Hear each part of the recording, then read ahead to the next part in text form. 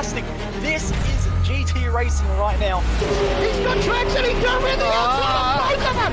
Maloney! Oh, he's taken Anderson! Anderson's up to Oh my god! Big crash! Oh my goodness, half the field's gonna get rolled! Second very close. These guys are want to make their way through the field very quickly. Oh, there we go! Oh no! That's massive! This is it! This is over! I can't believe this! Oh my god! God, what?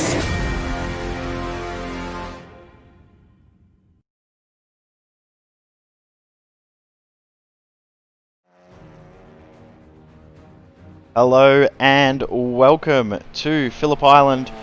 It is time for our first special event for today. We are here for the Ozicar Tin Top Christmas Cup.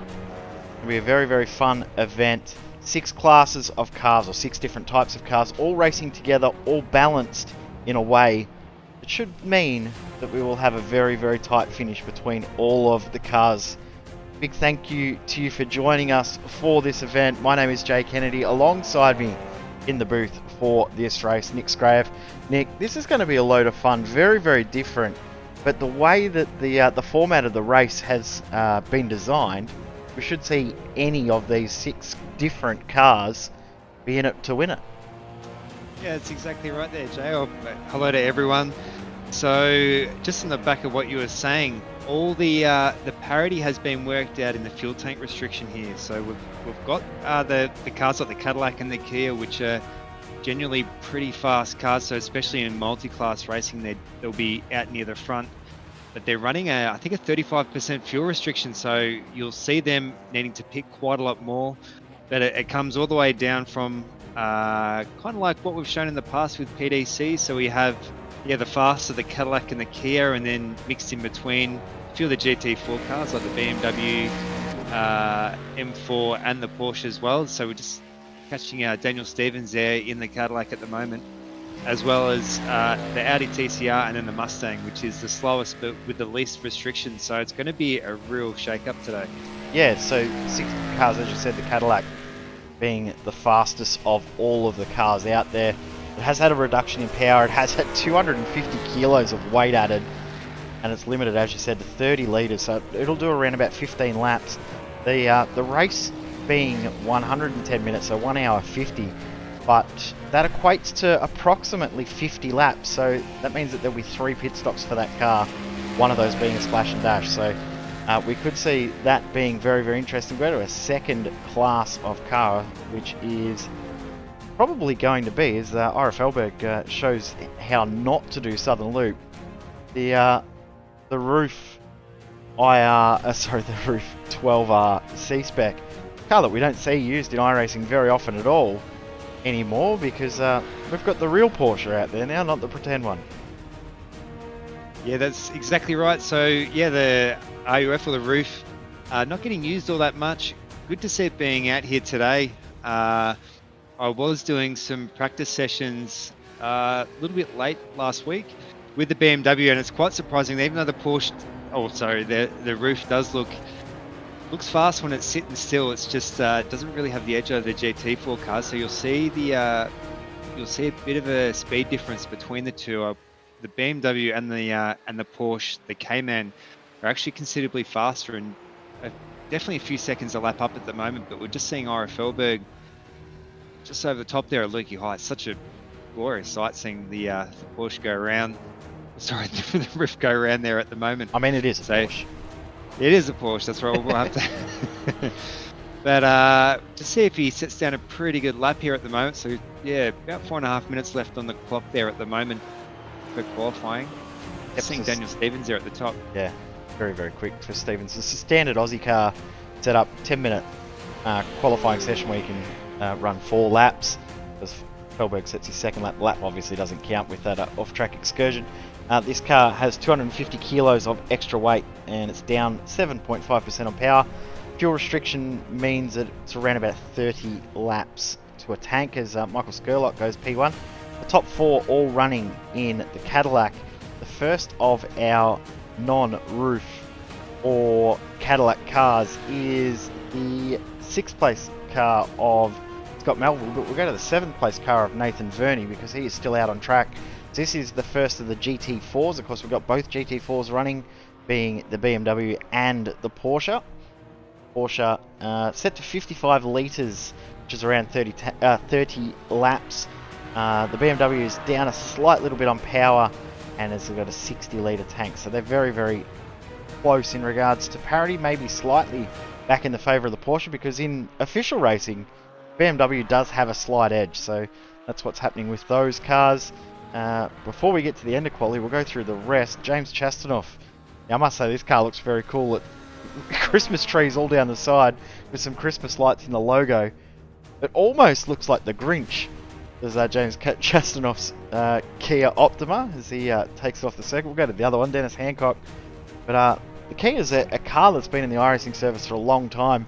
Very, very underrated car and underutilized car. I love driving the Kia. It's brought about one of my best results on iRacing, a top 3 in the Raw before the 24. Quite a few years ago, but very, very fun car. Yeah, I do miss the Kia from, I do remember it was the flagship car before GT4 came along in PDC, so very similar length of vents to what we're doing now. So they do have to be driven very gingerly with its being front wheel drive and reasonably low aero, but reasonably high power. So you don't want to really be throwing it into corners and accelerating and decelerating, getting too hard on the brakes there and overheating the tyres. We have had a few reports from some of the drivers that they're really only getting a few good laps in before the tyre heat starts to play its own part. Go back to one of our Cadillacs, Jason Markowski, who's just put it into P4. We do have the Ford Mustang and the Audi TCR car as well out there on track, so we'll go through them in the next little while because there are none on the circuit at the moment. 22 drivers have arrived for today's event. All 6 cars out on track. We've got 8 classes as well within the overall class, and then individual class for pretty much each car. A joint Porsche Cup class, which I'll be interested to see who comes out on top between the Roof and the Cayman. The Audi TCR and the Kia Optima also classed together in their own class as well. Yeah, and just having a look at a bit of the driving list as well. So pretty great seeing James Chastaauneuf out there being a real improver this year in the development.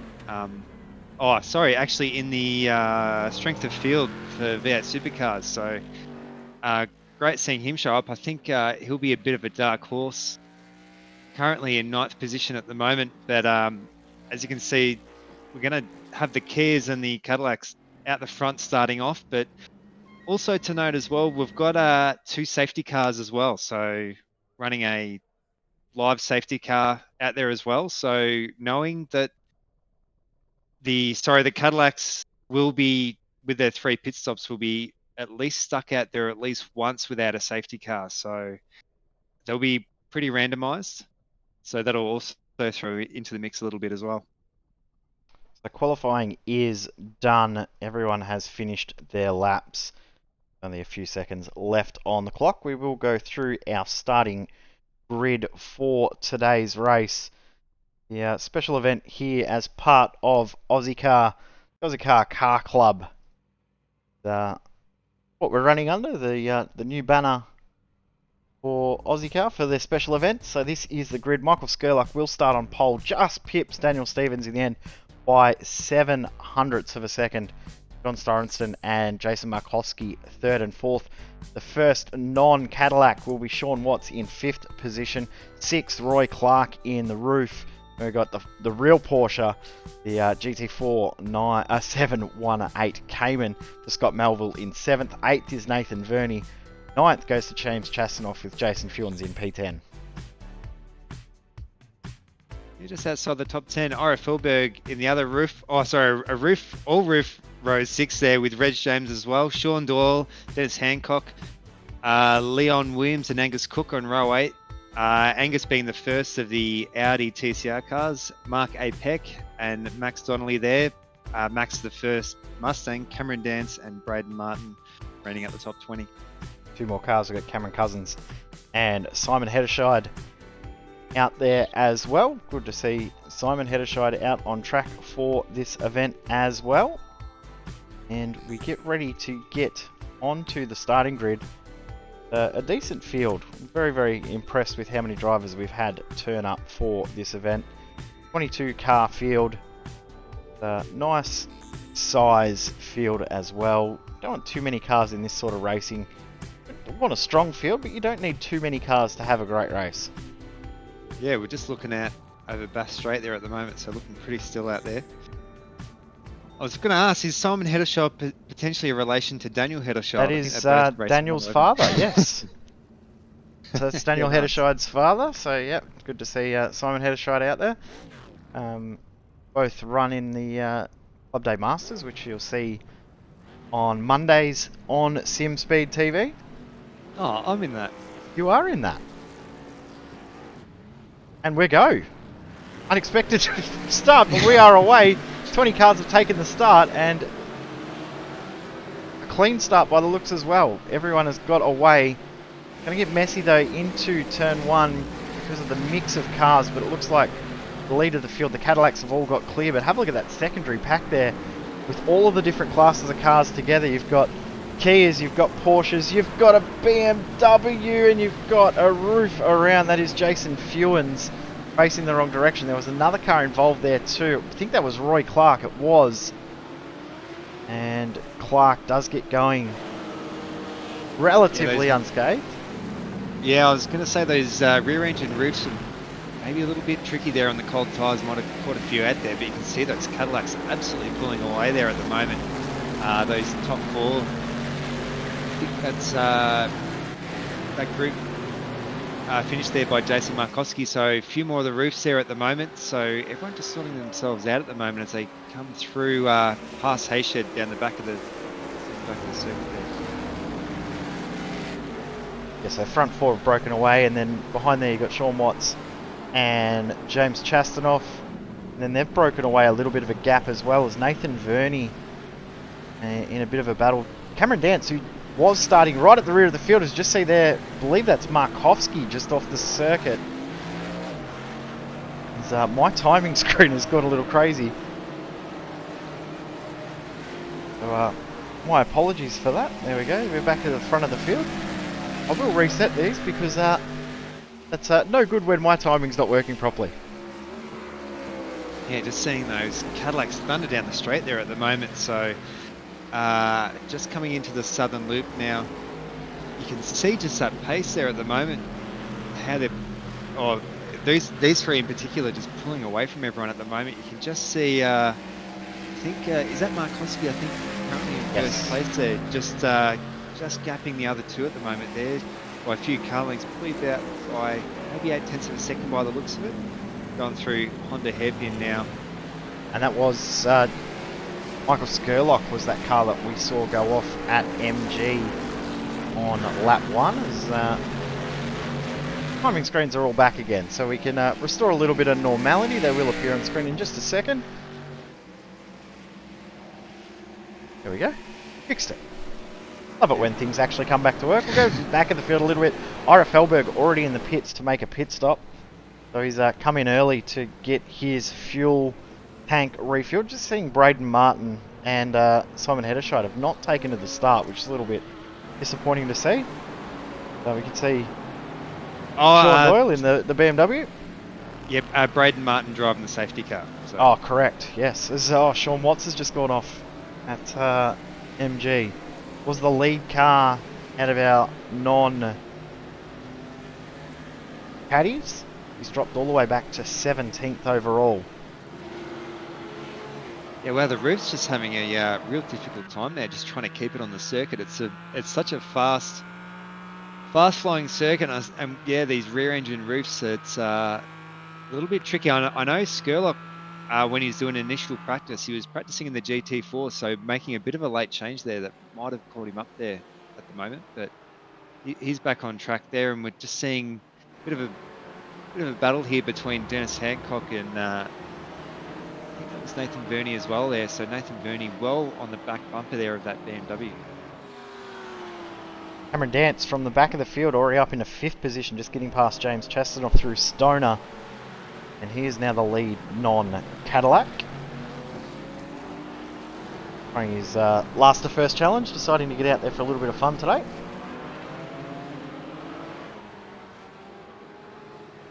Yeah, potentially Cameron just so strong at the moment in anything that he's been putting his hand to it. So he's probably going to be one to really watch at the moment there. So it's going to be a real tactical race between those Cadillacs and the Porsches there, as we're on board here with Nathan Verney right there on the back of that Kia at the moment. So coming over the top of Lukey Heights, just as they reach the top there, hard on the brakes. Good defending there by, I think that's Dennis Hancock there. So Dennis complaining about that tyre wear during practice. So I think the Kias are really got to try and put their hard laps in now, because they are going to suffer as the race goes on. Reg James got a great view of this in the 29 and the roof behind. The big thing is the Kias are very, very quick. They don't have the braking power that you can see. That perfect example. Side by side there, Reg James and Dennis Hancock. They're going to get through. But yeah, the Kia are a really, really fast car. Just doesn't have the braking capacity of its counterparts in this race. So that is why you'll see that move done there relatively easy. But Hancock may be able to come back. As the tyres start to come up to temperature a little bit more in the Kia, he might start to be able to close that back up. But looks like Reg James up the inside. No, not able to get the move done at Honda. And he'll tuck back in behind. This is a nice little battle pack here with all of the different makes and marks of car. Yeah, it's just absolute classic multi-class racing, as we're seeing such a nice fast flowing track as well. So it's not going to be favouring the I don't think the Porsches as much there, with the nice smooth turns there and really flowing nature. It is actually letting the Kia really battle it out here with these roofs. So you can see Reg James just on the back there. He's going to show a bit of a nose there, but we'll have to pull it back in there as they come through MG just around the back of the circuit. Scott Melville also looking like he's on a bit of a charge here in the 31. Porsche Cayman. He's starting to close that gap back up to Sean Doyle. Doyle did pull away to nearly a second. Now back down to half a second. He's got the momentum coming down Gardner Straight. Won't quite be close enough to get a move done. It's just behind. Reg James does get through on Dennis Hancock in the Kia. So the Kias, as I was saying, the straight line speed is great, but he just has to get out of the throttle so early because there's no braking power. Yeah, and we've seen, especially with Dennis Hancock as well, being a bit of a force during the Skip Barber series. Actually, for quite a few seasons, he's been quite dedicated to the Ozicar league with actually both the Skip Barbers and the Audi. So yeah, he definitely puts in the work there. As we're just catching up now with Michael Scurlock. Just seeing this battle here with Scott Melville there on the back of Sean Doyle of that police liveried BMW there, coming around the back of the circuit. So you can see seeing quite a lot of battles here of the GT4 cars, particularly in these 2-hour endurance events. I'll say that police car livery does look pretty good. It actually, take the rear spoiler off, it looks like a legit police car. Yeah, it's I believe that's supposed to be the New South Wales Highway Patrol. So yep. Down here in Victoria, in Phillip Island, local to both of us. So we're just catching Probably more local to you than me, but I actually lived on Phillip Island. I like to tell everyone that every time we do a broadcast at Phillip Island, I'm always trying to mention that at least once there. Is just seeing, I think it was, Leon Williams completely outbraking himself there. Oh, and Jason FEWINS going around, so a bit of a sympathy spin there from both of the roofs, having a bit of a tough time out there today. Bit of battle of attrition at the moment, but we're just catching up a little bit further up the pack there between Scott Melville. I think that was Nathan Verney behind him in that Porsche Cayman. So just tapping away. So hitting about the 20-minute mark there at the moment. So probably not going to see too much in the way of pit stops or anything at the moment, nor a safety car. So, oh, we're just seeing, Nice move. yeah, textbook there into Honda. It's going to push him. It's going to push him to the outside there, so he has yielded in back. Great work there by Melville. Sean Doyle's got to be careful here though, because car behind of Nathan Verney, he's looked really strong in this race so far. He did lose a few spots on the first lap when everyone was shuffling around, but ever since he's looked very, very strong trying to get those positions back. Yeah, Nathan Verney also big show there. Oh, so every time they come through Lukey Heights, it's always just catch people showing a bit of a nose. It's such a wide part of the circuit there, but I guess for these endurance events, you just want to don't want to take too many risks, and the focus is just trying to get those consistent laps there and try and get those pit stops done. Talking pit stops there, so Jason Markowski just into the pits at the moment, right out on track there. I wasn't too sure. I thought the memo was that you had to use the long pit exit, but he's back out on the circuit there at the moment, so that's pushed him behind this group here of that's put him down in a 10th here behind this big group of Scott Melville, Doyle, Verney and James. You're going to see the real pace difference now as well, but one thing this has done, while it's good for Markowski to get a pit stop out of the way early, is they're still battling ahead between Doyle, Melville, Verney. Markowski is going to lose any advantage he gets of clear track based on this little battle pack. It's not the fact that it's actual traffic, it's the fact that they're battling so hard in this pack ahead of him that's going to cause the issues. Yeah, and that's exactly right. And they won't be getting the blue flag either, because it's all for track position at the moment. So no one's a lap down. So they've got no obligation to let him through, and they won't be getting any notifications that there's a faster car behind him. So he'll just have to kind of line them up there. Probably on the main straight will be the best option here, but he's going in pretty narrow there and quite deep. Oh, just missing the back there of, I think that might have been Doyle, I think, there. So you'll see this pace difference just as they come onto the main straight here. Melville through at turn 12. That's a move that you don't often see, because what it does is compromises all of your pace. And have a look at the view behind him. 3 wide down the front straight here at Phillip Island, down the Gardner Straight. And Markowski's going to box himself in. Is he going to be able to get clear just? Oh, God. That was only, I reckon, that was a few inches in that there. But yeah, Markowski was like almost hard up on that pit wall there. So it's a bit of a nervous pass there, but great work with getting that job done. So you can see there, no room really at all. Not that they had to give him any room there, but I think if you were Markowski, you'd almost be worried that they were going to come into the right-hand side of him, but absolutely threaded the needle there. So great multi-class technique there shown by Markowski. One thing that Markowski was a little bit lucky with there, as Verney runs very, very wide, almost ends up in the Bass Straight at Siberia. He went way off the circuit there, so he's lost a bit of momentum. Markowski was lucky that Melville was on the brakes when he was. If he was on the brakes 20 metres earlier, there would have been contact there. Yeah, that's right. It was such a fast part of the circuit as well, well, the fastest part of the circuit, where you definitely don't want rear contact. So that would have been a pretty big accident there, and potentially one that would potentially brought out the safety car as well. So just looking at Reg James, who we haven't seen too much of in the Aussie car. Oh, Roy Clark is off in the roof as well. So it seems like the roofs are pretty big on the lawn mowing industry at the moment. We've got surprised we've got no Briggs and Stratton livery roofs out there. I don't think we've had a roof that's been off. Well, Cam Dance hasn't yet, but hopefully we'll see that eventually. But just like the front brake, it's one thing about the roof, it is running the older version tyre, because it's no longer a car that is utilised in iRacing almost at all. still running the older tyre. So some drivers probably aren't quite used to that older tyre or getting the mentality of going back to that older tyre.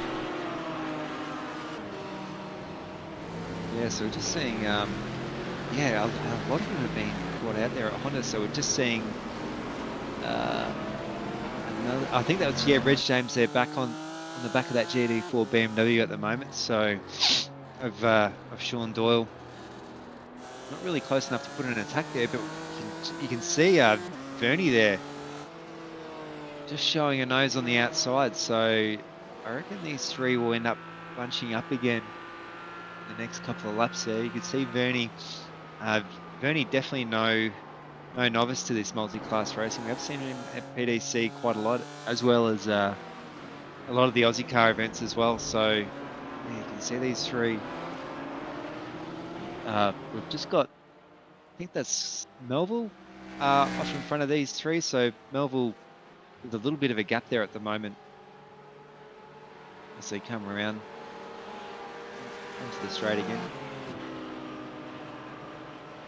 Daniel Stevens at the front of the field has started to lap some of the drivers back in the field, so it'll be a little intimidating for some of those guys back in the field. But of course they will get that time back when it comes time, as Reg James tries to thread the needle again. I reckon we saw that, what, 2 or 3 laps ago, didn't we, where James was side by side and just got out of it at the last moment, and Vernie's probably paying a little bit too much attention to what's happening ahead and missed another apex. Yeah, so we're just seeing Vernie fall off a bit. That seeing Reg James again up the side of that BMW. Oh, and it's going to be battle of the brakes there. You can see Doyle there so hard on that brakes that BMW able to pull it up there into Honda. You can see the brake lights and the difference in the braking zones there. But yeah, Reg James just seems to have that really good mid-corner pace there, and you can see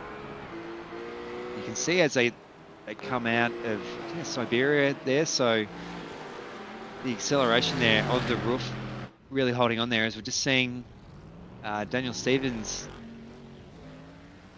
and John Sorensen. Yeah, so a few more of the leading Cadillacs there into the pits now, which is going to bring SCURLOCK back into the lead of the race after lap 1 when he was leading for the first 9 corners of the race. Yeah, and that also, it's going to put Cameron Dance there, I think, a little bit further up the order. It's going to put him, I think, either 2nd or 3rd now, with the Cadillacs putting their pit stops in there. So they'll be reeling him back in there. So we're just seeing Reg with an absolute blinder there onto the straight. Going to get it done. The braking performance a little bit better in the GT4. No, Sean Doyle gets out of it, decides it's not worth fighting. Yeah, Dance is tucked into 4th position behind Sorensen, ahead of Markowski. Remember, Markowski pitted early and then got caught up in that battle that we are still watching. We're still fascinated by it. Melville at the front of it now. He's broken out to about 1.5 second advantage over Reg James. Doyle and Vernie still together, so they're still going at it. Dance is cleared away from these guys since he's got through. And the only other pit stops other than Steven Sorensen and Markowski is that of Ira FEHLBERG. Michael SCURLOCK's going to come in now, so this will nullify a little bit more of those pit stops. It'll be interesting to see where he comes out, probably just around Jason Markowski, looking at the timing screen at the moment, so it'll be rather interesting to see. Just seeing Sean Watts, who was in a little bit of a battle. I was about to go to him, he and Mark Peck, who were battling, wondering if they've made contact at Honda Hairpin, because they have been rather close over the last couple of laps, closing that gap down. You can see Peck just a little bit behind, but Sean Watts in trouble here at Honda. Is this another roof incident of just locking a wheel and spinning on these older model tyres? Yeah, looks like he might have been going in there just a little bit too hot there, but not losing too much time, thankfully, and not looping it around there, so he'll know for next time not to push so hard into Honda at the moment. So we're just looking at Michael SCURLOCK there at the moment, so long stop for SCURLOCK, so that's put him a little bit further down. Of course, went longer, so it means that the tank can take more fuel at that point. We're, what, 20 minutes into the race, so 20 minutes of fuel is around about 13.5 seconds, so we'll need to sort of remember that later on when it comes time for the next round of pit stops. Bernie still going at it with Sean Doyle, but Reg James, since he's got through, have a look at the pace that he's got, because he's broken away and now battling with Scott Melville. Gained a second on that last lap. 1.3 seconds quicker on the last lap was Reg James. Yeah, Reg is really grabbing that roof by the scruff of the neck there, because you could see that he was battling with, I think it was with Doyle for quite a few laps there, but as soon as he getting some clean air to that roof, Porsche's really pulled him on the back, and you can just see that pace there through the faster sections around Hayshed there. So, showing a nose there. We'll just see if. I thought he was going to throw it up the inside into MG there, just the way he was crossing over through Lukey Heights, but he's decided to back out of it.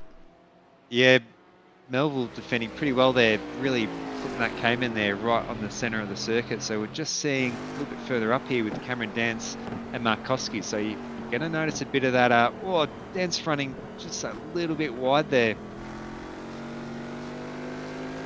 In that roof there, so we're going to see Markowski is just going to absolutely sail past him. You can see that pace there, but looks like there's a Mustang or something just up ahead there. So, yep, that is the car of Max Donnelly, who is battling with Ira FEHLBERG just behind as well. So these guys are battling for position back in the pack. So there's still battles the whole way through this field as we've got more pit stops happening. Our first non-roof pit stops. We've got Sean Doyle in.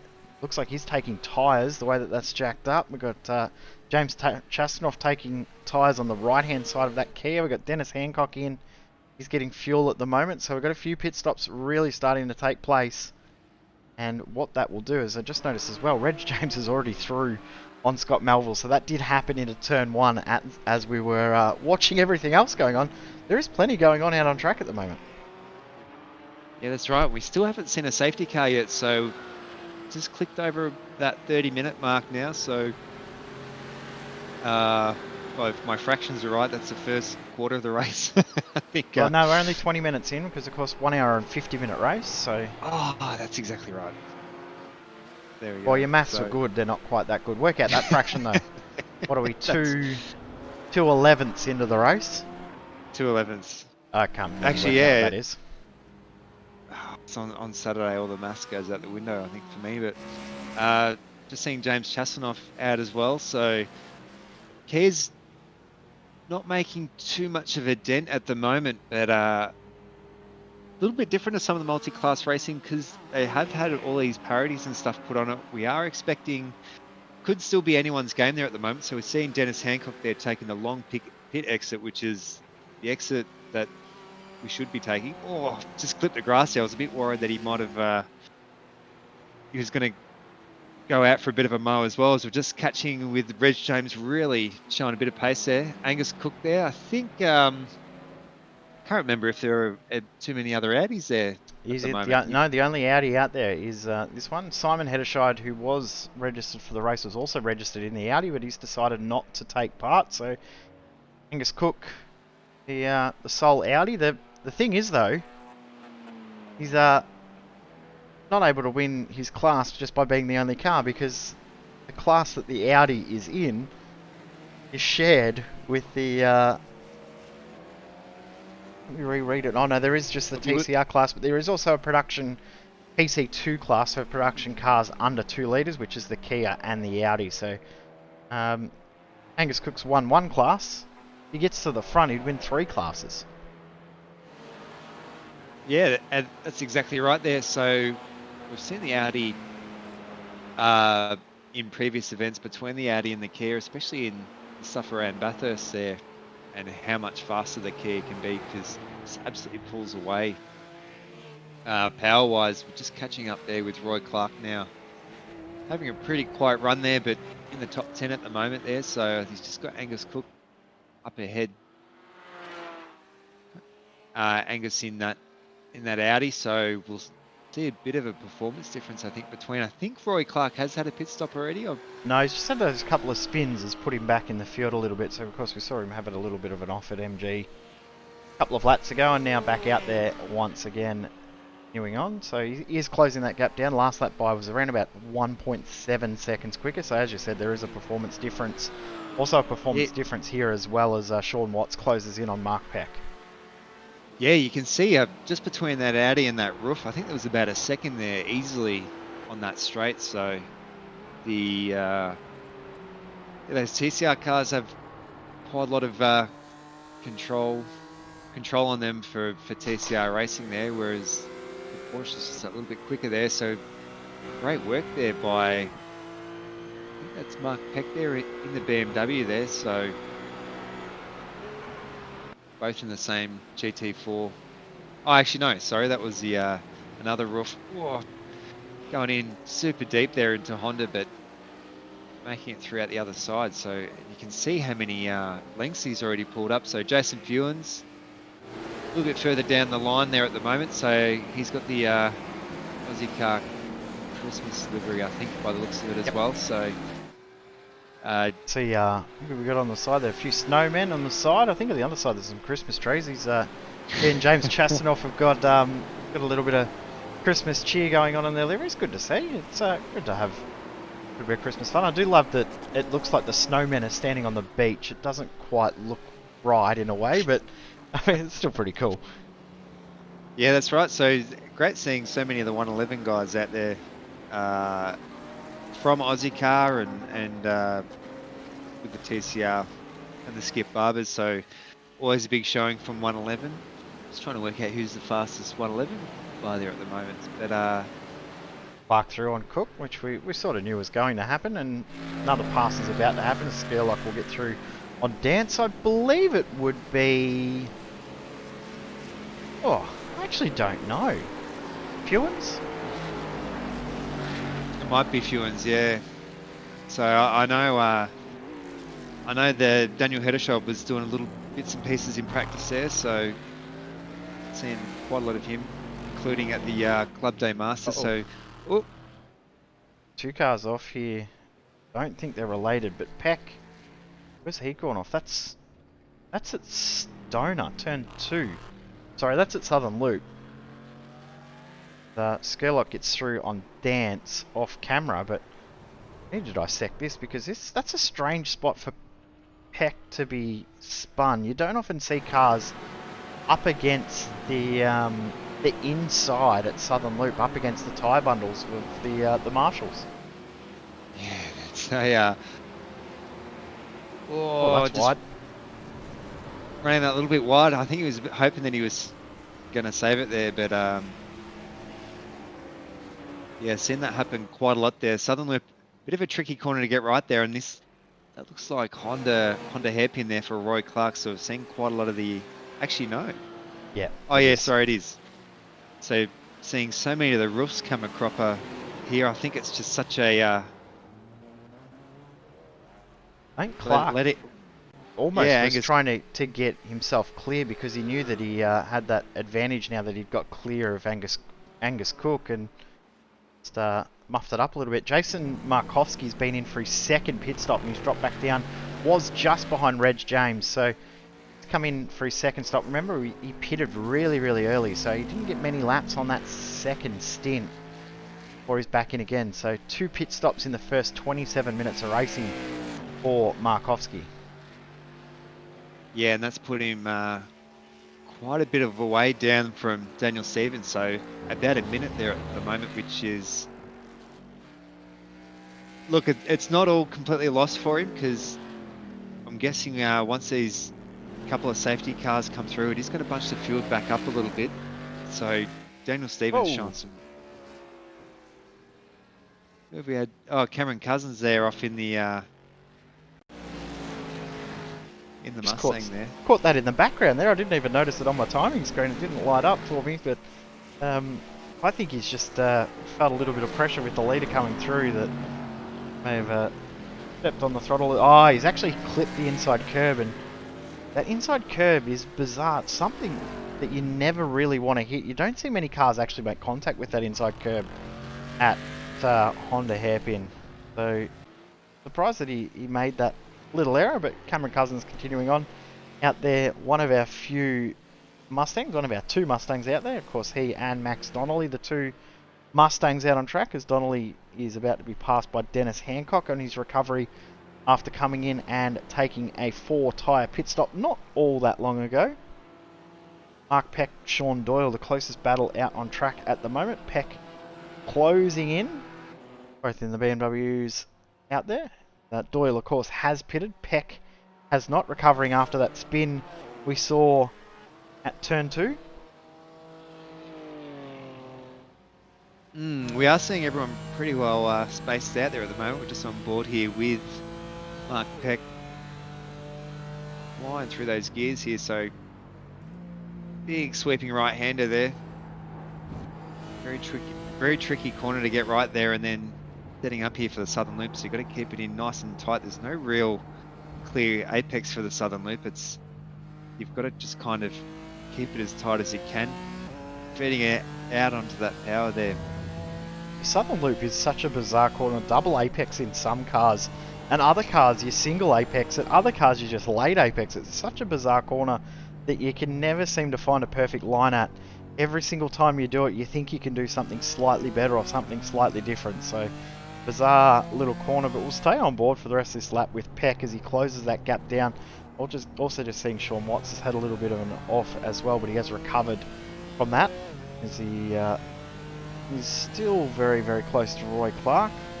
Roy Clark's having an issue as well. He's actually ended up in the pits somehow, so we're going to cut away from this because this is race changing.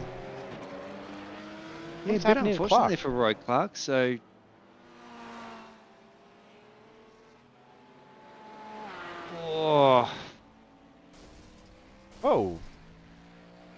oh, that's the engine gone there. So hit a bit of a invisible barrier there, which is caused him to get a tow back to the pit. So he'll have to wait until that tow is complete. Can't remember if there's a fast repair on this. I'm assuming not. So hopefully for Clark's sake there is. Yeah, hopefully for Clark there is. Generally, most of the Aussie car stuff, they don't really run fast repairs. So I said that it'd happen at some point. I'm going to cut you off. I'm sorry.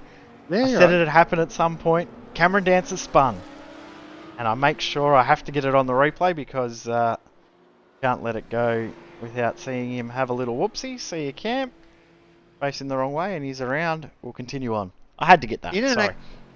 That's all right. Actually, in a very similar spot to where Roy Clark had come off, because that is referred to as Stoner Corner now, isn't it? Turn 11. That one was. That was at turn 11.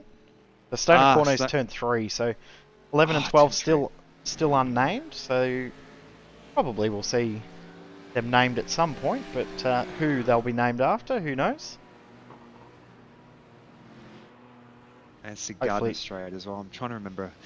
I've actually Jack Miller might be competitive enough next year that we might be able to get him named a corner. Daniel Stevens in for his second stop. Sorensen in for his second stop. Pit lane is very, very busy. Nathan Verney in. Angus Cook in. Sean Watts in now as well. So pit lane very, very active right now.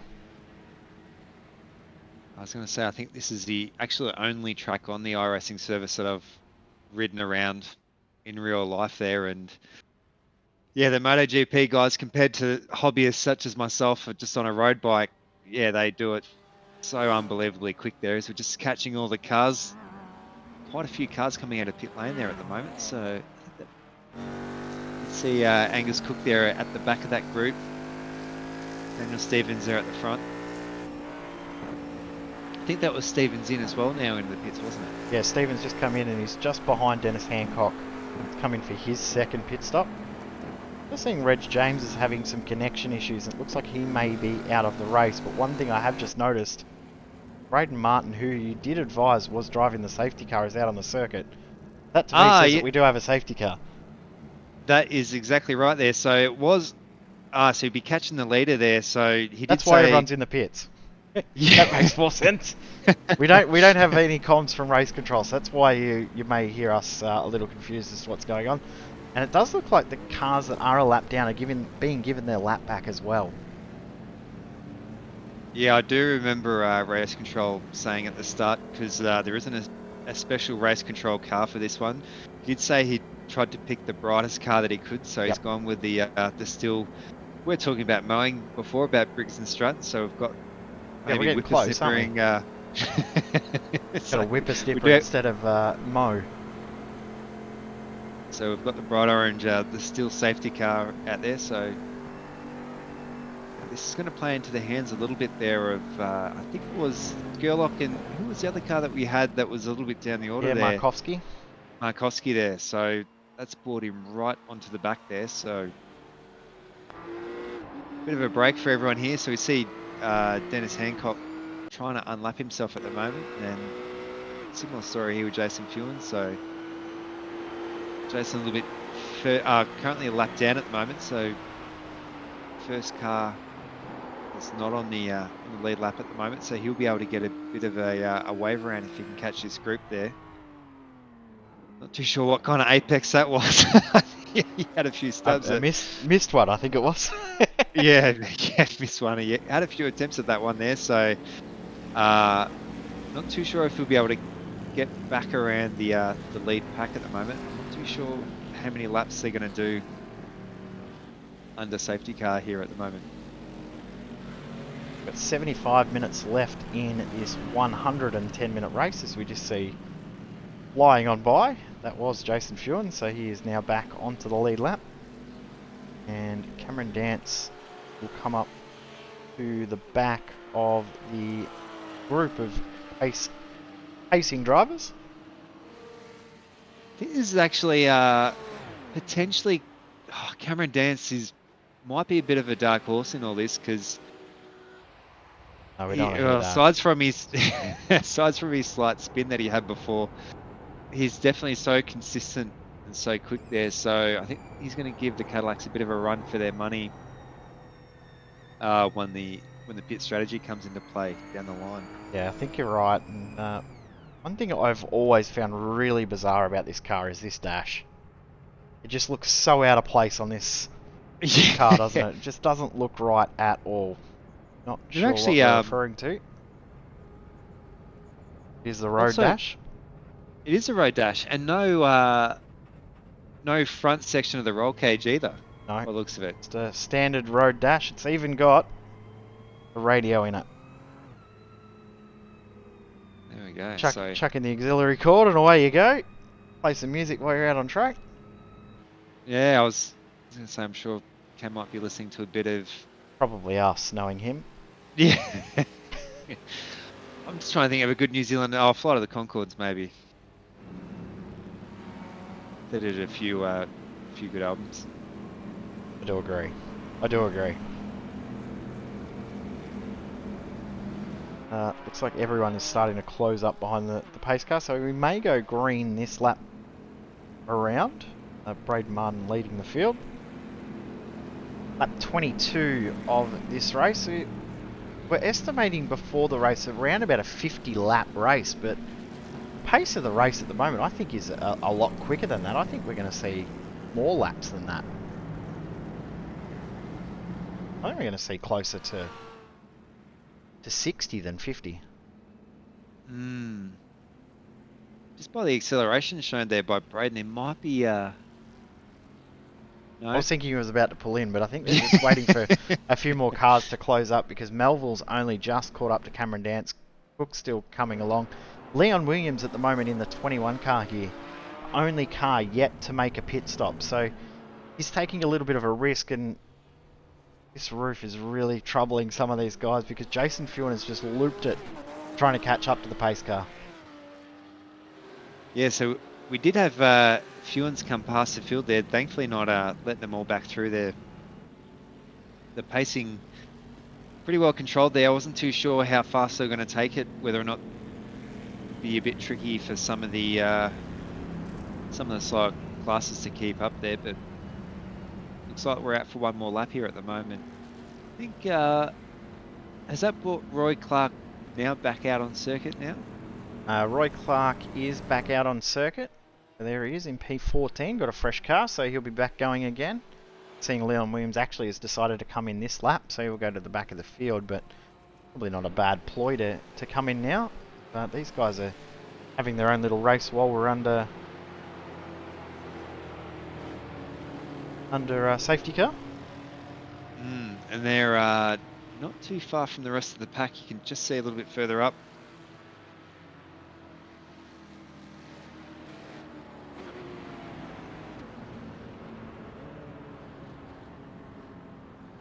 Oh, a bit sharp on the brakes. I don't think they realised how close they were to catching up to the group ahead. So Liam Williams has come back out just ahead of FEHLBERG. So actually in a pretty good spot there. Roy Clark is back into the pits as well. So I'm guessing when he got that fast repair, it may not have fueled the car back up. So he's come in to put a full tank of fuel in and go again. I'm going to say we'll go green this time because other than Clark and Hancock, everyone else now is in this group. Max Donnelly, the only car a lap down, was 2 laps down, so he's got 1 lap back. Pit stop wise, everyone has now done at least 1, 2 stops for all of our cars, all of our Cadillac drivers, I should say. No real surprise there. Just the extra pit stop, and we'll see them back in again probably in about 20 odd minutes time based on what we've seen so far. It looks like they might have to do a lot more pitting than we were originally advised.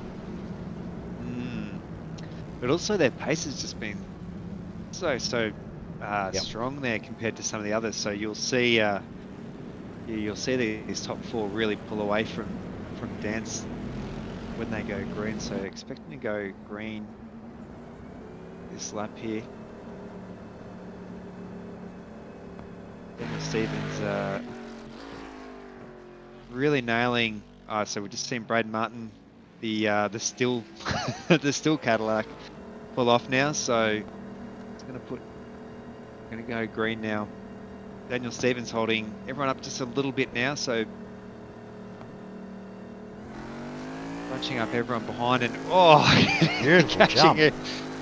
catching everyone a little bit by surprise there. So John Sorensen maybe not expecting that quick of a jump there, but you can see those Cadillacs just absolutely pulling away there. Dance just on the back there, over the back of SCURLOCK there. So just seeing that Mustang pull to the side as well, letting a few people through. So we're back underway. Also saw, you may have seen another car in the pits there. That was Jason FEWINS coming back in again. So I was surprised by that, as you just see Liam Williams running a little bit wide as he tries to get some heat in the tyres. And FEHLBERG, James Chastaauneuf almost come together there. Good avoidance to not make contact there from FEHLBERG and Chastaauneuf. Chastaauneuf through. FEHLBERG's going to lose another spot to Roy Clark as he recovers from his few issues as well. And we are back fully green flag racing. Chastaauneuf on a charge. Don't put it in the grass. Oh, I'd say see so much there in touring car racing. Everyone holds their breath. Yeah, everyone holds their breath there when you dropping some wheels there on that inside grass there. But he's managed to hold it together there. Roy Clark actually hasn't lost any pace either there. So just seeing these 3 roofs here really bunched together there. So FEHLBERG right on the back bumper there of I think that is Roy Clark. So FEHLBERG having a bit of a hard start there, was a lap down I think within the first few laps. So, we've just had Mark Peck there. Pretty hard impact there into that tyre wall, so that might have to bring him back into the pits there and get that repaired. So we'll just catch a replay of that. Hayshed here, he was fine, but he was caught offline. You see Sean Watts going up the inside through Lukey Heights, forced him wide, and I think he's just caught the grass on the outside. Yeah, he has. Chastaauneuf will be thanking his lucky stars there. Yeah, Chastaauneuf just getting through there on the inside. Watching him spin behind him there, so a bit unfortunate. It's going to bring got Roy Clark in the pits now. Yeah, so he's come back in again as we come back, and would you believe that we've still got a battle going on around Sean Doyle. Sean Doyle involved in another battle out on track. Amazing to see. He's been involved in all of it all day long so far. He's got Reg James and Angus Cook right behind him. At the front too, the Cadillacs haven't really battled too much since we saw SCURLOCK have his little loopsie on lap 1. He's now closed in on Markowski, closing in quickly. Stevens is pulling away. But these three here are going to have a very, very tight battle over the next few laps. We're going to have to keep an eye on the front for the first time in a long time. Yeah, that's right. We normally see the faster class have a bit more of a smoother run compared to some of the slower ones. We're just catching Markowski there with SCURLOCK right on the back of him there at the moment. So SCURLOCK seems to be just having a little bit more pace there. So you can see him getting that aero advantage there, pulling him back there on the straight. Of course, SCURLOCK did start this race from P1, only just pipping Daniel Stevens. So pace between SCURLOCK and Stevens very, very close. Fastest lap of the race has gone to Daniel Stevens, but I wouldn't be surprised to see later on in the race, once this race settles in a bit more, that SCURLOCK does pip Stevens for that fastest lap. There is a potential for that later on. We are almost at 1 hour to go. We're 45 minutes into this race now. SCURLOCK just couldn't quite get the move done on Markowski there. Markowski did just enough to defend that spot, but you get the feeling that this is a matter of when, not if.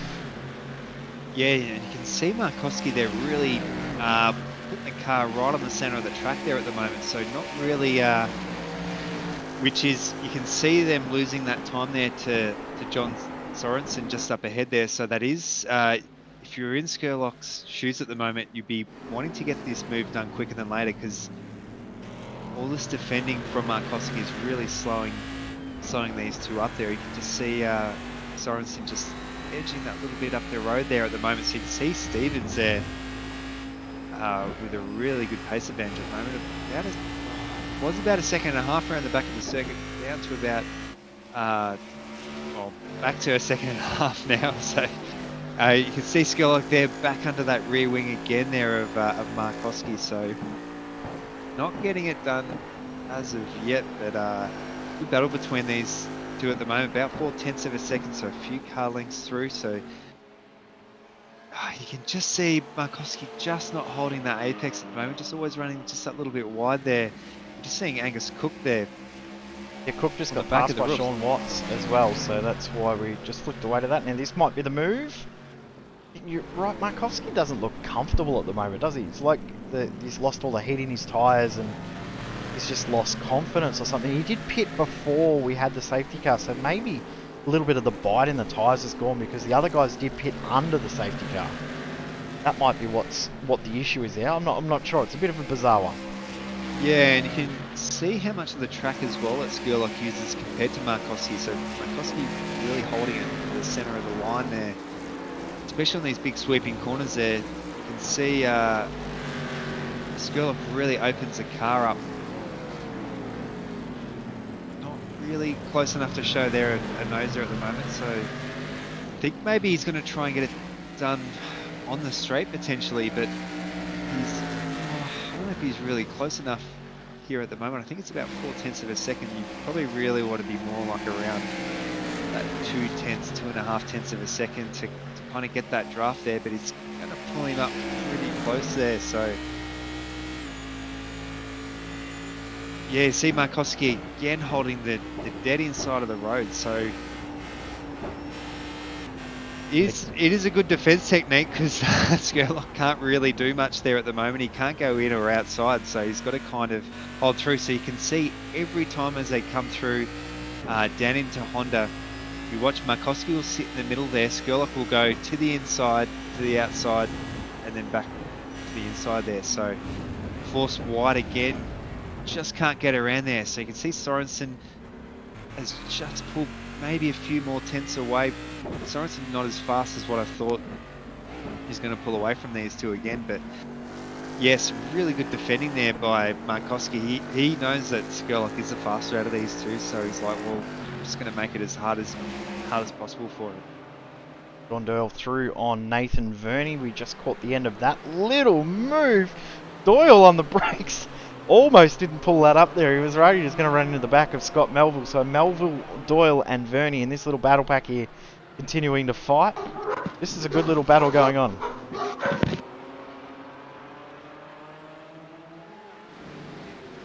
Also going on as well, Leon Williams and James CHASTEAUNEUF in Kia versus Roof. Battle's over because SCURLOCK's through. Markowski into the pits. I'm a little surprised that that's how it's ended. But Markowski in with 1 hour and 1 minute left on the clock. Lap number 29. The SCURLOCK now 3.7 seconds off our race leader of Daniel Stevens. So he's got a little bit of work to do to close that up now over the next little bit. He lost 0.6 on that lap with the gap as it is right now. Sorry, we're back, Jay. Just had a I heard the minor doggo. technical difficulty. I heard the doggo. It's okay. My doggo's been going off as well, so I've got 3 of understand. them that I'm trying to wrestle at the moment, but we are back. So oh no, Sorensen. He's in the wall. Literally stuck into the wall. he is stuck. So super unfortunate there for Sorensen. Looks like he might have had a bit of a half spin. It's at the Getting exit those of first. Honda. So a bizarre incident here. So Sorensen actually is towed back to the pits. Couldn't get out, and I reckon he's hit that inside curb. No, he didn't hit the apex, and he's run onto the AstroTurf, hit the grass, and no control. Bang, see you later. That is heavy damage. Stuck in the wall, no coming back from that. Had to tow back to the pits, and he will lose probably 3/4 of a lap, so he'll be hoping for another safety car to get back into this race. Yeah, and also from a tow point as well, it's one of the furthest parts from the circuit as well, so that'll be a pretty heavy tow penalty there. So you can see him, he's going to be shooting down the order, so pretty unfortunate there. What a battle though between these three there at the moment. So I think that is Markowski there, so Markowski, well, the looks of it, was in the pits. Yeah, so Markowski Putting down- did give up that battle. Oh. Whoa! Oh no! We had more go again. So Melville went left, Doyle went right, and the other two being Markowski and Verney just went through the middle. That was unexpected. Yeah, and I was lucky for that Cayman as well, not to hit that invisible barrier as well that we've had happen in the past. So Melville ran wide, hit the grass. Doyle did the same thing, and Verney will be in for a change of race suit when he comes in for his next pit stop. yeah, how was that reaction time as well? Managed to jump on the brakes just in time there. Like you could see that. So lucky there for Nathan Verney, but that's gonna play right into his hands now. Be able to get a good advantage over the other two. So who is, I think, Verney, and then Sean Watts, who we haven't seen too much of, currently in 6th place. So big gainer out of all of this. Verney and Watts there. CHASTEAUNEUF and Williams continue their fight, but they've got an extra car joining them in their battle, that being Jason FEWINS, who's just got through on Leon Williams. Still can't believe that they all got through that without any damage. Oh, that could have been 4 or 5 cars out in any other race. Yeah, we've have seen it really like become a battle of attrition now. So yeah, that's pulled. We've just had Oh no. looks like Sean Doyle's been off again. Yep. These tyres So, will be hyperheated and he'll be having issues. Oh, and it's a hard part of the circuit there to rejoin as well. So Dennis Hancock pretty lucky there to pull it up in time, because it's a bit of a blind left-hand corner there going through Leaky Heights. So I think Doyle's having some sort of other issue because he just ran off the circuit then, and Ewan's just got on the brakes because he was worried about how quick cars ahead were pulling up there, and that's unfortunate for Ewan's. We've had a fair bit going on in the last 5 minutes, haven't we? The race was just sort of meandering along nice and peaceful, nice and cruisy, and bang, it's just gone off its head. You can see the car speeding and then just on the brakes in a weird spot, and Ewan's didn't really have anything he could do. He just tapped the brakes and the car was already loaded in the wrong direction, and lost a little bit of control. As we come back live, Scott Melville versus Angus Cook. Melville will probably get this done based on the pace that we've seen over the last little bit. But in saying that, Angus Cook has done a very, very good job of defending his position. Yeah, Angus Cook really, really shining here. So had a bit of a performance disadvantage compared to some of the other classes around him, but he's really sticking it out there, flying the TCR flag here at the moment. So just see how quick that Porsche is through those sweeping corners there. Oh, a little bit wide onto the dirty part of the circuit there, but See the understeer. yeah, you'd almost think that he was in a TCR car instead of the GT4. Yeah, but it looked like a front wheel drive the way it was understeering, didn't it? yeah, it seems Phillip Island a little bit forgiving here. Well, not completely forgiving, but you see so many cars there running just that little bit wide there onto the dirty part of the circuit. We've seen it happen so many times there through the southern loop, also through the back part of the circuit as well there. We just had a shot there of John Sorensen back out on circuit and just ahead of Daniel Stevens. So, as I said, he'll be hoping for a safety car. And if it does come at the right time, he'll get himself back into the race, even though he's had these issues. Stevens and Scurlock are in. Scurlock needs a great pit stop here to try and close that gap down. 3.8 seconds as they're coming into the lane. So we'll see what that gap is after they finish their pit stops here. Yeah, and that's absolutely free kick there to Sorensen for having that incident before. So he's going to be able to keep his lap back here. So we are expecting at least one more safety car, probably just going to be the one there. So we're just seeing Sean Motts here in the back of Nathan Verney. Nathan Verney normally being the aggressor in most of these battles, so he's been now in the position of having to defend. Oh, so Yeah, good. We haven't seen a non-Cadillac lead all day, but Cameron Dance now leads this race. And a very, very long stop for Michael Scurlock. Guess where he's come out? Back behind Jason Markowski. Markowski 4-lap tyre advantage. Already up the temp, so Markowski is away. Sean Watts gets that move done on Verney. Yeah, I was going to say it'd be good to see that that Roof versus Porsche performance parity, but it's kind of really shown how quick Shown they very are. quickly, didn't it? 1.2 seconds faster, Sean Watts over Nathan Verney that last lap. So we're just catching James Chastaauneuf. I haven't seen too much of him in the care, so having a bit of a blast there, trying his hand at a bit of the tin top enduro racing, but still finding his feet.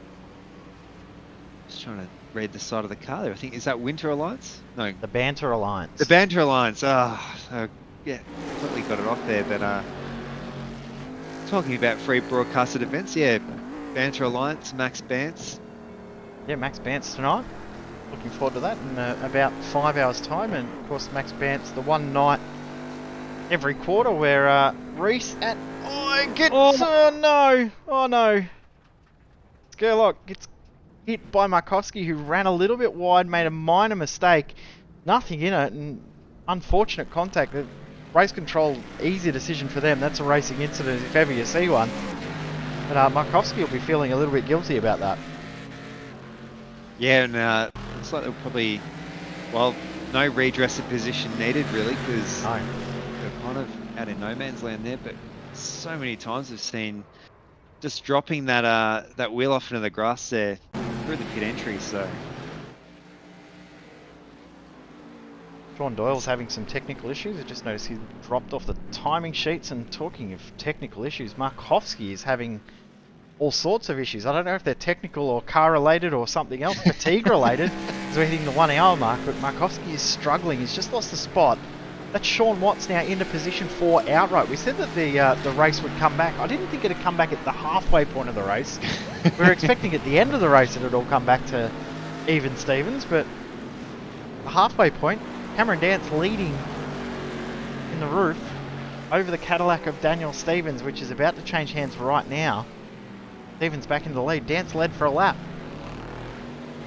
and this is all played into the hands of these two with that incident that we just saw between, I think it was between Scurlock and Markowski, so that's really going to give a hand to Daniel Stevens.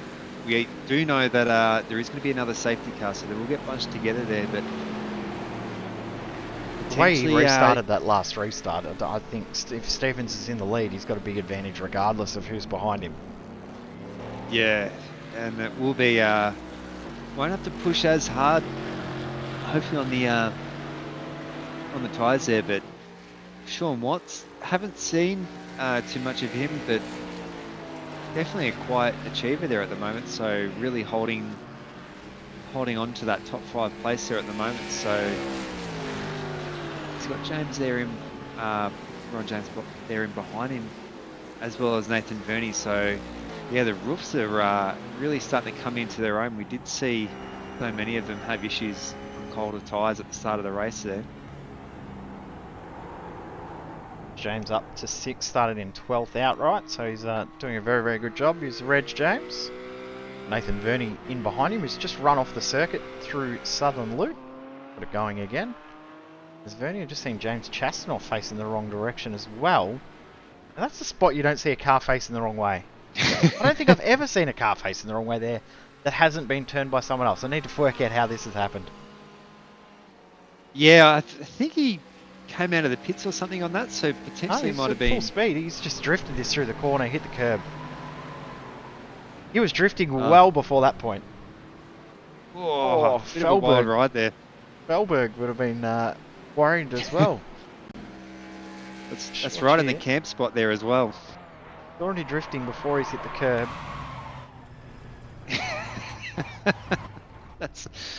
That was almost. I remember those viral videos from like 15 years ago of the Watch here. the snake drifting. He's already got it full opposite lock before he's anywhere near the curb. Yeah, you generally don't see Keys doing too much of there. As you see Red James. Uh-oh. That's wall, that's damage, that's escape back to the pits. Oh, We just talked him up. That's on you, that one. oh, that is the curse that we've put him on in there. So if we look down the order, I can't think of a car that hasn't had an off track. Stevens. Maybe Daniel Stevens. So that's fantastic. We've just put the curse on him now. So Sorry, Daniel. Well, I guess Brayden Martin hasn't had an off track either. In the safety car. We're under 1 hour gone. We've got 50 minutes to go. So we've had so Cameron Dance starting from last position. Ira FEHLBERG, I think, was in last position or second last position at the end, I think, of lap 1, lap 2. So they're both. It's generally Phillip Island's not too much of a circuit that you see too many incidents on, but this mid-enduro format is really proving tough. It is such a fast circuit, so not really heavy braking and acceleration zones. It's just the flow, and I think on such a fast-flowing track, just putting a wheel off can really mean disaster. And we've seen so many of these incidents have been caused by just putting a slight wheel off here and there, or just being a bit too rough for the curve. But you just see Daniel Stevens there really showing how to apex that Cadillac here. You see Cam Dance. I think one thing as well, sorry to cut you off again, is the fact that we've got as multi-class and they're also different in regards to pace and braking ability and things like that. It's momentum as well. The momentum's a little bit ruined sometimes. So one lap you find a brake at your normal spots. The next lap you've got to worry about a car that might brake a couple of corners a lot earlier than you, and a couple of other corners they're braking later than you. And just that psychological thing of, while it's a multi-class race, they're very, very even in regards to lap time, but actual pace itself is so different. Yeah, and we've seen with, especially between the GT4 cars and some of the other classes, that you can catch the roofs and the Cadillacs on the straights, but the GT4 cars are just so well dialed in on like mid-corner speed as well. So they all have their ever so slight advantages and disadvantages, and you can see even with even all these parity and whatnot mixed around, having Angus Cook there in that TCR class, like right in the middle between everyone, is like such a great effort there. Yep, agreed. So currently our class leaders, said earlier there are 8 classes out in this race. And the first class obviously is the overall class, so that is Daniel Stevens leading the overall class. The second class is the GT4 class, so out of our GT4s, the lead car in that class at the moment is Nathan Verney. The TCR class, obviously, as we said, is Angus Cook. The Care Cup is currently being led by James Chastaauneuf. Got a 7-second advantage, as I've just noticed another issue. This is Scott Melville this time. We need to see what's happened here, because this is potentially game changing. Okay, I wasn't ready for that. I think he was kind of hoping maybe flipping it back onto its on its roof. Well, it by definitely just looked like a accelerating turtle. Yeah. What has he done? Oh, just a little bit Oh. wide there. Yeah, what I want a pie after seeing him hit that sign. The up forward, and such a slow part of the circuit as well. It's especially in the GT4 class, it's a really tricky corner to get right, because you really feed that power in there and try and run the car as wide as you can, but just going that little bit too wide there and clipping the grass, as we've seen so many times before. Cameron Dance starting to really get into the flow, so 10 seconds down there from Daniel Stevens, but he will have... Oh, Scurlock. Scurlock's out of the race. Something's happened to Michael Scurlock. Get back to going through our class leaders very soon, but what is happening to Scurlock? That's very, very wide at Lukey Heights, across the road at MG. He's had a failure of some sort. Just for him to just escape at that point there rather than reverse it back. Bizarre. He's had something failing in his car, like a wheel failure or a pedal failure or something like that. Is Markovsky? Look at the revs that Markovsky's given the car at the moment. he's trying to get it off the jacks or something, but he's ready to go. Gee, this has absolutely thrown all the Cadillacs to the wind there at the moment. So yeah, so Scurlock out. That gives Stevens a huge advantage in the Cadillac race now, because Markovsky is the second of our Cadillacs. Well, Sorensen's gone a lap down as well, so has absolutely changed this race.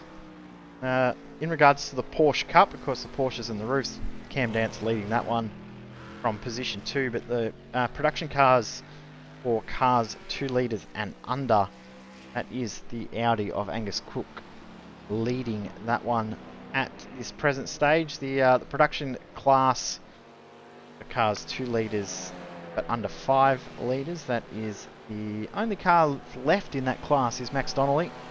Continuing on, Cameron Cousins we saw out earlier on with some issues, and then the Cadillac class is a class all on its lonesome at the moment. Daniel Stevens obviously leading that, but there will be changes still to be had, because as you said, there's still, we're 99.999% sure that there is still one more safety car to come.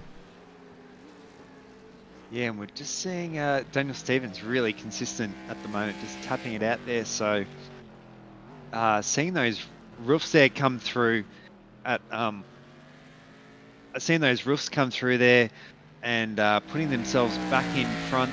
So I think Nathan Verney being the lone GT4 car,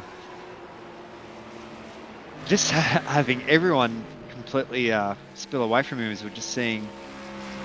Verney?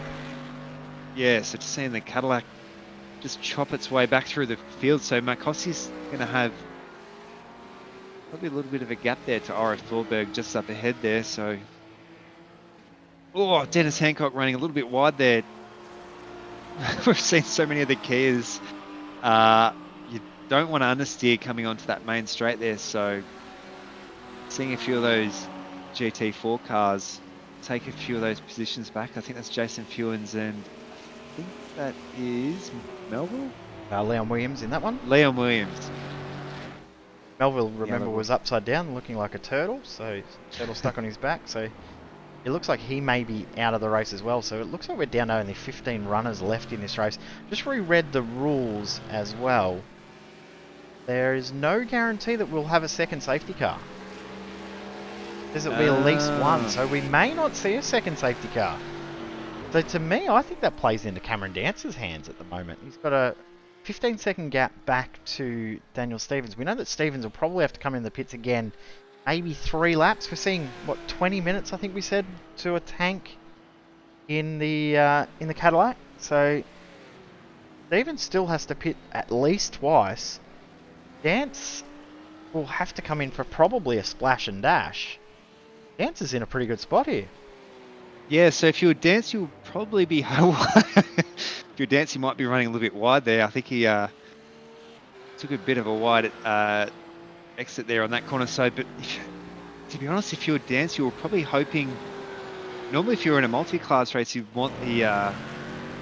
and being in the slower class, you want a safety car. But if you were Dance, maybe you might be better off not having a safety car, because he does have that advantage over who's behind him there at the moment. So I think Watts is a little bit further down. So it's actually a really unique situation there at the moment. We just had another... I think that was Sean Watts there. Watts, who's behind Dance. He just lost 5 seconds to Dance, so he's got a 40-second gap, does Dance. You're right, one thing he does want in regards to the safety car, he sort of wants one just to bring him back closer to Daniel Stevens. But he's got such an advantage in regards to fuel and pit stop times, does Dance, that he doesn't want to lose that time to Watts behind him under safety car, because Watts has got pretty decent pace. I mean, his fastest lap, not that far off Dance, about 0.7 of a second slower than Dance in regards to 1 lap pace. So he's Dance is in a real interesting spot. He wants it and he doesn't want it in the same breath because of who's around him, who he's racing. Yeah, and I'm just trying to work out what other Cadillacs are on the lead lap there at the moment. So just the 2. Your Dance, yeah, just the 2. So that would probably be the worry, that if there was a safety car, it would bring those 2 faster Cadillacs in behind him even more there. So we're seeing Markowski there in 4th. So you would think for Cameron Dance, that would probably be the biggest worry for him at the moment. Is not so much Daniel Stevens up ahead, will be Markowski. If there's a safety car, they'll put Markowski right there on the back there. So Markowski is going to be pushed into 3rd now. So that's Sean Watts there. Oh, sorry. That was another car that come through there. So yeah, Angus Cooke there, flashing the lights there. So all these guys are pretty well bunched together. Angus Cooke being a lap down at the moment. Daniel Stevens comes into the pits. He'll come in to make his 4th pit stop of this race. And Cameron Dance should come on by, and he will, to take the lead back away. So Dance will probably get about a 17-second lead here. See what it is once Stevens is back up to pace. But as of right now, I'm going to say it's around about around about a 15-18 second lead. He's going to come down to the wire, isn't it? Because how much faster was the Cadillacs compared to the roofs? So fastest lap of the race, Daniel Stevens at 1 minute 32.3. Dance is a 1:35.8. So what's that? 3.5 seconds faster. Pit stop wise though, Dance has probably got to make one more stop in around about 7 laps or so. Got around about 30 laps of fuel in the roof, but of course he did save very heavily under safety car, so he might get 32. So he's got 9 laps before he'll have to pit. Just trying to calculate things in my head. Dance will have to come in for another splash and dash, I've got no doubt about that. But the issue for Stevens is he's probably still got to make 2 stops. Dance is in a very, very good spot here. Yeah, Dance does have the advantage. I do appreciate the very Larco mathematics. Rest in peace. So Dance getting that, and he's got pretty clear area in front of him as well. So he does. No real lap cars at the moment. So Sorensen back in the pits again. So bit of a fall from grace there from Sorensen. He's also going to put him a lap down as well. So Sorensen, we did see up around that 2nd and 3rd podium position. Now a lap down there by by a roof of all things. So yeah, this multi-class racing definitely gives and takes at the moment. So Sorensen will be wanting to bank on another safety car and try and unlap himself here at the moment, but you can see him losing that time there to Dance there. So Daniel Stevens ran that 12 seconds there, so we'll probably see Stevens on the back here of Cameron Dance probably in the next maybe 2 or 3 laps or so. Down to 11 seconds already gap, so he's gained about 3 seconds in a lap, which is sort of what we thought, 3 seconds a lap. So yeah, maybe another 4 laps before Stevens gets back through, and we're seeing around about 12 laps to a tank in the Cadillac, what I can see. The original report we got was there was around 15 laps to a tank, but it looks like the guys are only getting 12. Which does change the mathematics of the race a little bit and does put it in the other class's favour, doesn't it? Yeah, and we can see even just on these few laps coming around here that Stevens just slowly chipping away there. So we're just on board with Dennis Hancock, so Stevens coming through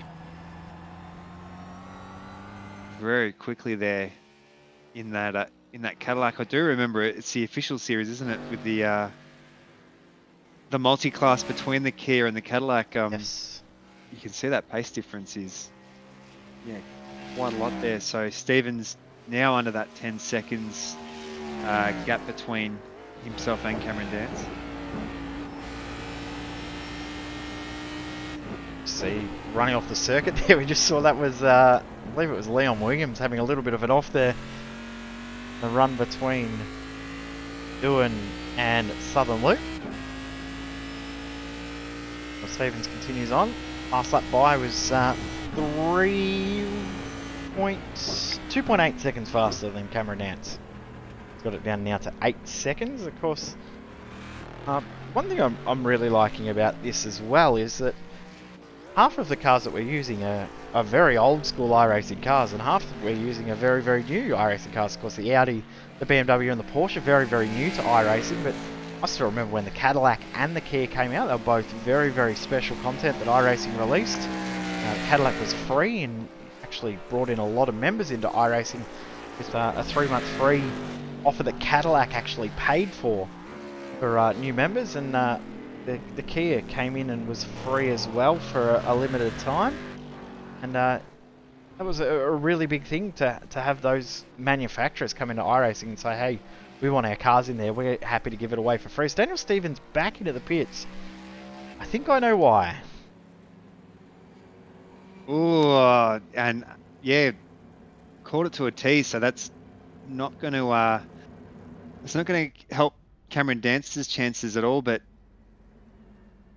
for 33 minutes, and what did we say? 20 minutes to a tank for the yeah. So Stevens only pitted 3 laps ago and he's back in again, so he'll just come in and splash that full of fuel and go again. And away he goes. So he's already taken the lead from Cameron Dance. But what this does do for Dance, he doesn't have to pit. So whatever happens, Dance will go on, probably take the lead back off Daniel Stevens under the next round of pit stops that Stevens has to make. Stevens still will probably have to pit twice from here. It hasn't helped him too much. No, he probably would have hoped for a safety car a little bit further down the line. Oh, Vernie's off there. I thought I saw a car go. Yeah, I thought I saw a car going off there, but I couldn't quite work out who it was on my timing screen. How has he done that? Very fast part of the circuit here, coming through the Southern Loop there. Very cool paint there too, by the way. Oh, just that little bit wide there. So Don't hit the wall, don't hit the wall. Saved it. yeah, Phillip Island claiming another victim. Got another victim as well. It's always seems when the safety car comes out, oh, Dance is off, but I have to get a red by that. yeah. Sorry, Cam. I'm not really. Whoa! That was not what I was expecting. So, under safety car, that's... So many of the roofs yeah, coming off struggling. exactly the same way. Yep. That's probably just cold tyres as well. Let's claim that one. He's off the circuit again. You know what? He is probably texting while he's driving. I would Yeah, almost put potentially, money on him actually sending messages to people right now. I know there's been a few conspiracies where if you run your tyres along the grass, it does cool them down potentially, but he should have new tyres anyway. Yeah, So and he's also running on the version 6 tyre model, so that doesn't work on those ones. So that conspiracy theory doesn't work in that car. actually, talking new content, while you did mention that with hang on, as I'm taking squeaky toys away from dogs. New content as well. Got the Big IR. Yeah, it's quite a lot. Bit of an early Christmas treat, I think, for everyone on the iRacing service. So we've got the IRO, the new Dallara, the new Hurricane. Got the new BMW as well. Yeah, the new BMW coming in the next week, potentially. It wasn't quite ready to come out, but it will come in hopefully next week. So that'll replace the M4, the M6 GT3 BMW coming out. Of course, Long Beach now finally finished, and the Not Coke Speedway got released overnight last night, so that's pretty cool. And Cedar Creek as well, Big Block Modifieds also released. So we thought a couple of builds ago that we had one of the biggest releases ever with content and what we got added, but this build has just been huge. There's just been so many new things added to the service, and yeah, looking forward to showing some things off in the next few weeks as well. We've got some announcements coming in the next couple of days around what we're doing in regards to strength of field broadcasts and things like that as well.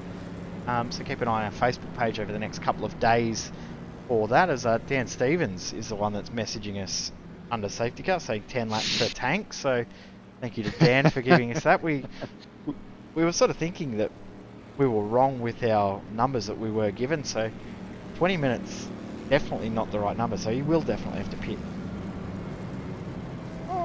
Yeah, probably going to have to pit twice. Once and a splash, maybe. Was that for Dance or for Stevens? For Stevens, yeah. Dance hasn't messaged us yet, so... oh, he actually just wrote something. So he's written in our Discord, hasn't he? Yes, he has. Oh, and he's definitely... okay, so he's definitely well. listening to us. So it is on the version 7 tyre model. I thought it was on the version 6, so that's my apologies. But yeah, content-wise, it's been a really big build. And yeah, we will have Strength of Field broadcast returning to SimSpeed, a free broadcast for the community once again, which we have done in the past for Monday V8s. We are going to do something a little bit different for this upcoming season, yet to be announced, but we will have something on our Facebook page. I'm going to say tomorrow, because obviously Max bounced tonight, so we'll post something tomorrow and decide what the community would like. I thought Dan's might be listening. Cam, if you can hear us, flash your lights twice. If you can't, just do it once. Let's see. I don't think the headlights work in that car. Oh, maybe not. Maybe do a big skid or something. Just run off the circuit again. Yeah, or clip into Stevens in front. Yeah, maybe. just give Dan a little tap. Love tap. Oh, no, he is messaging us. He is talking to us in the YouTube chat as well, so telling us that he is fueled to get home. So thank you, Cam. If he does give him a love tap here. Oh, no, he's flashing headlights. There we go. Got it. Flashing headlights. I've still got one more lap under safety car as well, so... Brayden choosing to stay out here at the moment, but yeah, a little bit of something for everyone in this new build coming up. Yep. Every single class of iRacing, so road, oval, dirt road, dirt oval, got something in this build, which is awesome to see. What did dirt road get? 2 new rallycross circuits, so Brands Hatch now has rallycross, as well as the Charlotte Roval rallycross. Oh, fantastic. And the figure 8 also has added a jump. The figure 8 I as well, so I did see the figure 8 jump, yeah. Of course, like iRacing Speedway, which is re-release of the Coke Speedway from 2003, was released this morning. They've had to remove the Coke branding, so it's under new management. They're calling it the iRacing Speedway at the moment until Coke confirm that they're happy with what iRacing's done to rebuild that speedway from the final Papyrus game. Of course, that's where iRacing has come from. So if you ever played those Papyrus games back in the day, which my first ever racing game was the original NASCAR Racing Papyrus game back in 1993. I think I've been pronouncing it wrong. I always thought it was Papyrus. Papyrus. My I childhood's remember been a lie. when the game started, you get into it and it would say, I can't even remember who it was, from Papyrus. This is NASCAR Racing. I still remember that. It's still fresh in my mind. But yeah, it was very, very cool. So that's where iRacing's come from. That's the development of iRacing, is those games from way back when to what we have now. So of course, Grand Prix Legends, probably one of their more famous ones as well. Yep. IndyCar Racing. Grand Prix too. Yep.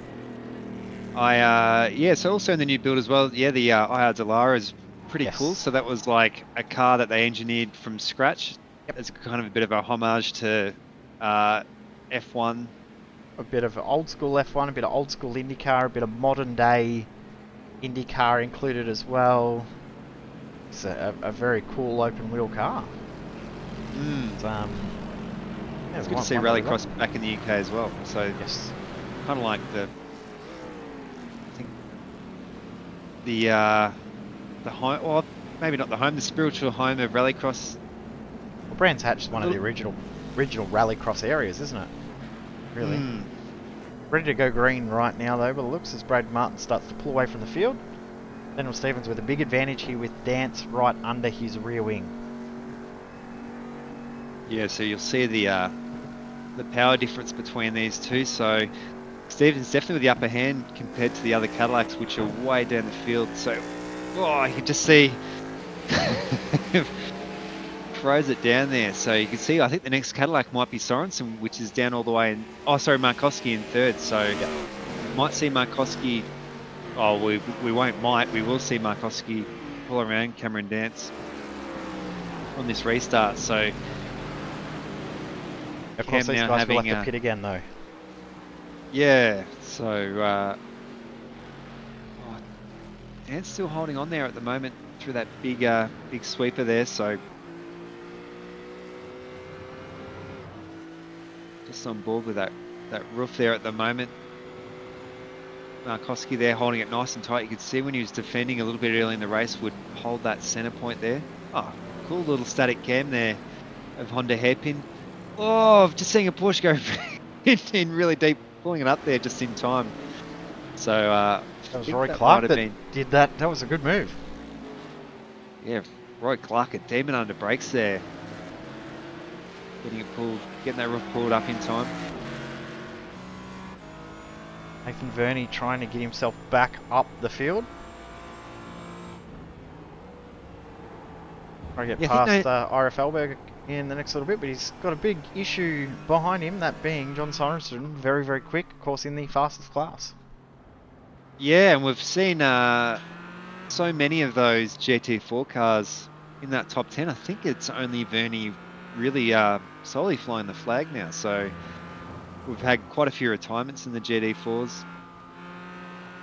And a few guys quite a long way down the order. We've seen Dennis Hancock back on the lead lap again now. So Dennis Hancock holding on in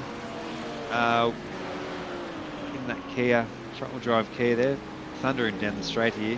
Angus Cooke as well, really holding on to that top 10. Really, it's such an awesome drive there by Angus Cooke in that TCR car there. FEWINS down the inside of that's Roy Clark there. It is, and wasn't able to get the move done. You don't often see side by side through doing corner and then have the car on the outside actually hold on to the spot. You don't see that too often at all, as Sorensen threw on Sean Watts to get himself up in the fourth. So Watts, FEHLBERG, Verney is the battle that we have got right here. And then of course we saw before, behind that Roy Clark, JC FEWINS and Angus Cooke. Not too far off as well as Leon Williams. James CHASTEAUNEUF trying to catch back up after getting let by at the end of the pace car period, at the end of the safety car period, so he's still a long way back. Daniel Stevens now to 2.6 seconds over Jason Markowski, and Cameron Dance 3 seconds further back. Here he is there, and then Sorensen closing in very quickly. I must say those flames on that Cadillac do look pretty cool. Yeah, Sorensen really not forgetting when they started back from that safety car. I think Sorensen was in ninth, so Sorensen doing a pretty good effort there to pick his way through the field nice and clean there. You see that that performance advantage between himself and Cameron Dance. It might not be close enough though to get the move done here. He's going to have to brake quite a lot earlier there, not to end up in the back of. Oh, Dance! Oh, held that roof together there. He's going to be a little bit wide going through the loop there, but what a save by Dance. We've seen so many of those rear engine roofs go off so quickly there. So Dance would have known there that he had Sorensen right on his rear bar, but just holding it together. We could see that he was just run that little bit wide there. That curb. Yeah. Hit the curb on the inside, unsettled the car. What a save.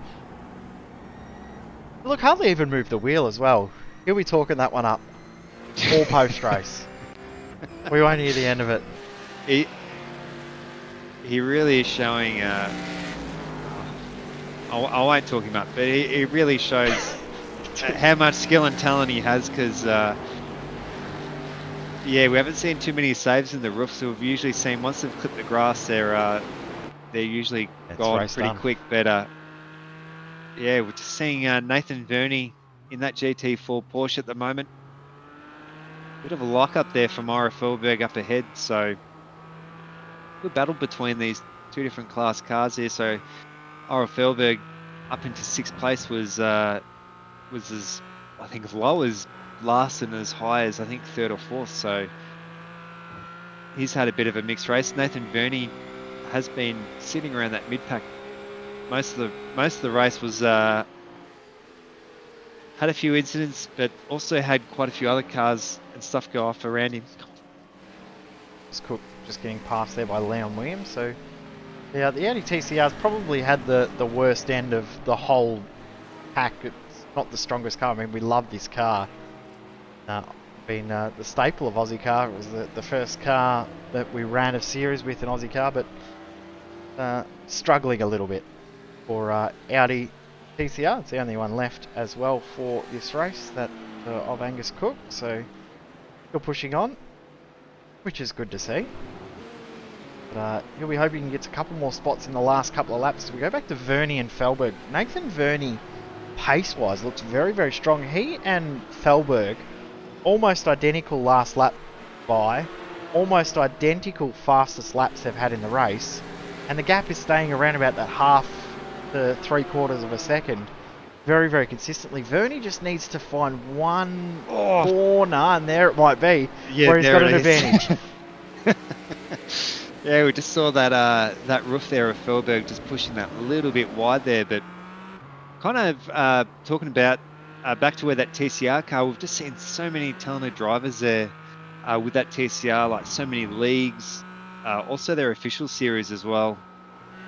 So the TCR getting so much lap time in by so many different drivers and seeing so many talented people on it. Oh, FEWINS off again on a pretty unique part of the circuit. So seen a few roofs off there, haven't we? We've seen a couple running a little bit wide through turn 11 and getting off that curb. But yeah, you're right, the TCR car, we've seen so many highly skilled drivers racing that car throughout. As we said, we covered official when it was first released. We've covered all different sorts of leagues, even Just Send It and things like that, as well as obviously Ozicar and our Club Day Masters as well. We had the XL series as well, which ran in the TCR car. We've seen some brilliant drivers throughout the last 9 months in that car. Yeah, also the Australian TCR series also ran the TCR as well. So yeah, of course, the ARG Cup, which still gives me nightmares to this day, but very, very, very, very cool to work with some of the people we work with there. I thank ARG, Australian Racing Group, is that Fehlberg has another mistake, but yeah, to work with the likes of Matt Nolte and Aaron Noonan and Cameron Van Dungen, the producer of the series as well, AJ. He was the guy that did the series. You remember the special that they did behind the scenes on Erebus? He was actually the man that produced that. He was the guy that worked in my ear throughout the TCR or the ARG Cup. So that was pretty cool as well. Yeah, wow. Very, very skilled people we worked with throughout that series. It was after the first round when we came back home and did it remotely. We had a little bit more luck. Oh, Fehlberg, no, he's gonna hold on.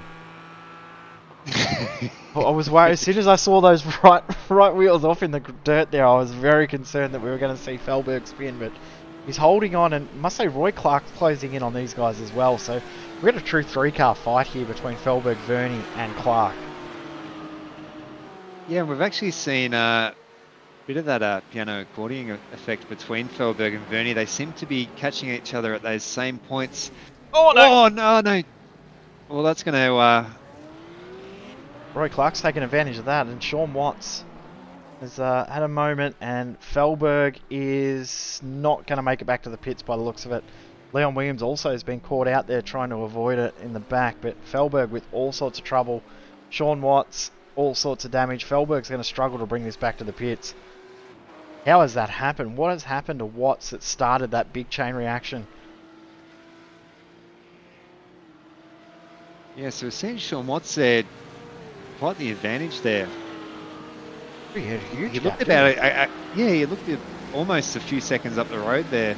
Maybe about a second and a half, 2 seconds up the road. So, oh, just that roof type spin there, and he didn't hold the brake. That's the issue there. Fehlberg didn't really have anywhere to go by the time he'd chosen a line. Actually, feel for look like Ira there, don't you? It's unfortunate, isn't it? Yeah, it looked like he was going to try and maybe take it down the inside there, because he had a little bit of time there to. Yeah. When he first went to turn in the car, the inside was there, and Sean Watts decided to continue on. I must say, Roy Clark took absolute advantage of that. Got this on board with Clark. Watch the seas part as he drives on through here. Yeah, a gaggle of Porsches as well. So you can see, blocking Nathan Verney off. Nathan Verney lucky to not take on any damage there. Yep. And Roy Clark gets 3 spots for 1. Yeah, that's true. And Verney again being quick on the brakes there to avoid an incident, because we did see a little bit earlier on a few spins there, but Fehlberg out of the pits. Yeah, so he got that fixed up. FEWINS has had another spin. That's 3 in 3 laps for FEWINS. He's really struggling with this car now. We're going to go to the front of the field because we've got 13 minutes to go. We are not far off this final splash and dash, and right on cue, Sorensen comes in. The Stevens Markovsky probably in this lap. This is their 11th lap to this tank. So they will have to come in. Of course, they did get a couple of laps under safety car, so that will give them a couple of lap advantage. So we would say in this lap, Dance has 30 seconds to Stevens. You think that Stevens is probably going to hold on that gap at the moment? Yeah, 30 seconds is quite a lot. Yeah, so like we were saying before, that just kind of that safety car just threw it amongst. But I suppose that advantage for Stevens more or less would have stayed the same, because he was pulling away from Dance there prior to the safety car coming out. But it did bring Markovsky right into the back of these. So can't rule it out yet, though. Dance maybe in with a chance with a podium potentially. So Still in the pits as well. But yeah, I think you're right. I think Sorensen, that 9 seconds back, but Sorensen's got a lot of cars he has to pass, so Dance could hold on. He's already got probably 7 laps to go. It's going to be close between Sorensen and Dance for that 3rd spot. Yeah, it would have been a great drive by Dance as well for Stevens going another. keeping off here. So yeah, Stevens and Markovsky choosing to stay out here at the moment, so they seem both pretty confident they'll get another lap in on their tank there that they've got at the moment. Well, just saying Sorensen held up here by that Sean Watts here. Yeah, So and of course Watts is damaged. You can see that right side of that car is heavily damaged. He's struggling a lot with it, so that would have hurt, lost a bit of time. Gap between Dance and Sorensen is still, what's that, 9.5 to 6, 8.5, 11 seconds now. So he's lost about 3 seconds trying to get past that car of Sean Watts, has John Sorensen. Dance already into turn 1. If we can get a camera shot here that will show the gap. So there's Dance. And here comes Sorensen. There he is. Basically the full southern loop, which is around about 9 seconds in most cars. Interesting. yeah, I think Sorensen, but we can't rule it out yet because Sorensen has had a pretty rough drive so far with a few incidents there. He's just coming down the inside here of Nathan Verney. Let him through. Oh, don't run too wide there, Nath. So it looks like it's going to be pretty clear track now from Sorensen to Dance. We've got another... Sorensen, sorry, FEWINS having another incident as well, unfortunately. He's really struggling out there. Stevens in, Markowski in, they will hold on to first and second, you would think, unless... Oh, if one of these guys had sped in the pit lane, that would be heartbreaking, as Dance has a moment as well as that's CHASTEAUNEUF coming through. So has that been an incident there? Contact between CHASTEAUNEUF and Dance. Has Dance had a spin here? Dance is just getting held up. Oh, Well, they've hit. They've made contact. Minor contact. Dance had to drop an extra gear there. Stevens is out. Markowski is out. Dance is still in third. yeah, And Sorensen is 7 odd seconds back. There he is. yeah. Going to be very close. Yeah, a bit rough there by CHASTEAUNEUF. He would have been getting the blue flag on that one, so I know it is a bit of a tricky corner there to kind of like let people through. But yeah, you'd almost say there Sorensen just going to be stealing that podium away there from Cameron Dance there. So seeing Sorensen just come through there on Clark. Now getting the official number as well. Of course, Dance lost probably a second and a half on that last lap as well. So going to have to do something absolutely magical to hold on for a podium. Will Cameron Dance? Daniel Stevens out in front now. 8.5 minutes left. So I've got about 5 laps. 6 laps maybe left in this race, which will put us at about 64 laps. Yeah, so quite a few more than I think than what originally we was were told 50 laps. So, so big difference. Oh, that's someone off the circuit. Mark Peck taking the scenic route. Almost heading on the road back to Cows. Yeah, we haven't seen too much of Mark Peck. Pretty unique part of the circuit to come off there. Thankfully, letting the others through there. So you'd have to say by any kind of like major problem. Oh no! Just had. Oh, and that's going to bring him back onto the course as well. But Markowski there, I think with a bit of a love tap from behind, I think might have slightly outbraked himself. I think you're right. I don't think Markowski was quite ready for the pace advantage. Yeah, they're definitely contacting. There may have also been the thinking from Markowski that Peck was over on the side and was going to let him through, but hasn't really affected too much in regards to positions. Peck continues on. He's just let Sorensen through, and that gap now is 4.5 seconds. So not quite as much of a pace difference between Sorensen and Dance as we would have thought. Only 2 seconds gained on that last lap. I don't think Dance can hold on, but he's doing a good job trying. Yeah, he might have to ramp up that defensive driving. We have seen a little bit between, I think it was Markowski and Dance before, so Dance is pretty talented at keeping cars behind him, but yeah, you'd have to say for 7 minutes is probably going to be a bit too much of an ask with I think that's way Sorensen there. too much. too hard with the pace difference, I think. A bit too much as Vernie's gone building sandcastles at Lukey Heights. He was not far off getting past Sean Watts. Of course, remember Watts is heavily damaged, so that would have been an easy pass for Vernie once he got to him. Now got to do it all again in 4 seconds that he's got to gain in 6 minutes of racing. If he does that, he's not going to gain it. Yeah, I almost thought he was going to throw it off track again, so potentially tyres or something might be a bit of a factor there with Vernie. Not too long to go now, about 6 minutes left there on the clock there, but we see Sorensen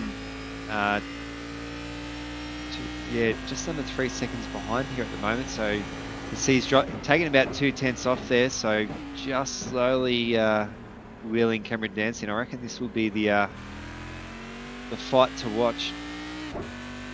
Yeah, you can see how quickly that acceleration. Yeah. It's amazing how much pace advantage there is in that Cadillac, because a lot of the braking comes back in the favour of the roof, because it does brake a little bit better, probably turns a slight little bit better, but the actual speed of this car is so much better. Top speed just there got up to 221 k's for Sorensen.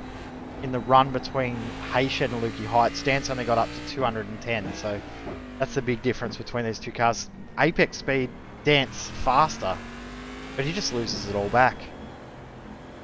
Yeah, and you can see this like coming onto the straight here, that big aero advantage there of the Cadillac and the big power advantage, so you'll see you'll see that gap between them, so it's 0.7 of a second as they come onto the straight.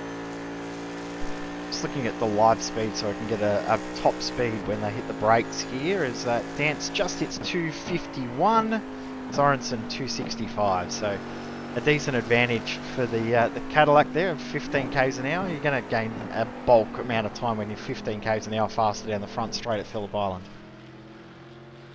Yeah, and you can see those marbles there on the inside of the circuit, and seeing Dance actually jumping back on the brakes again to kind of stabilise the car, so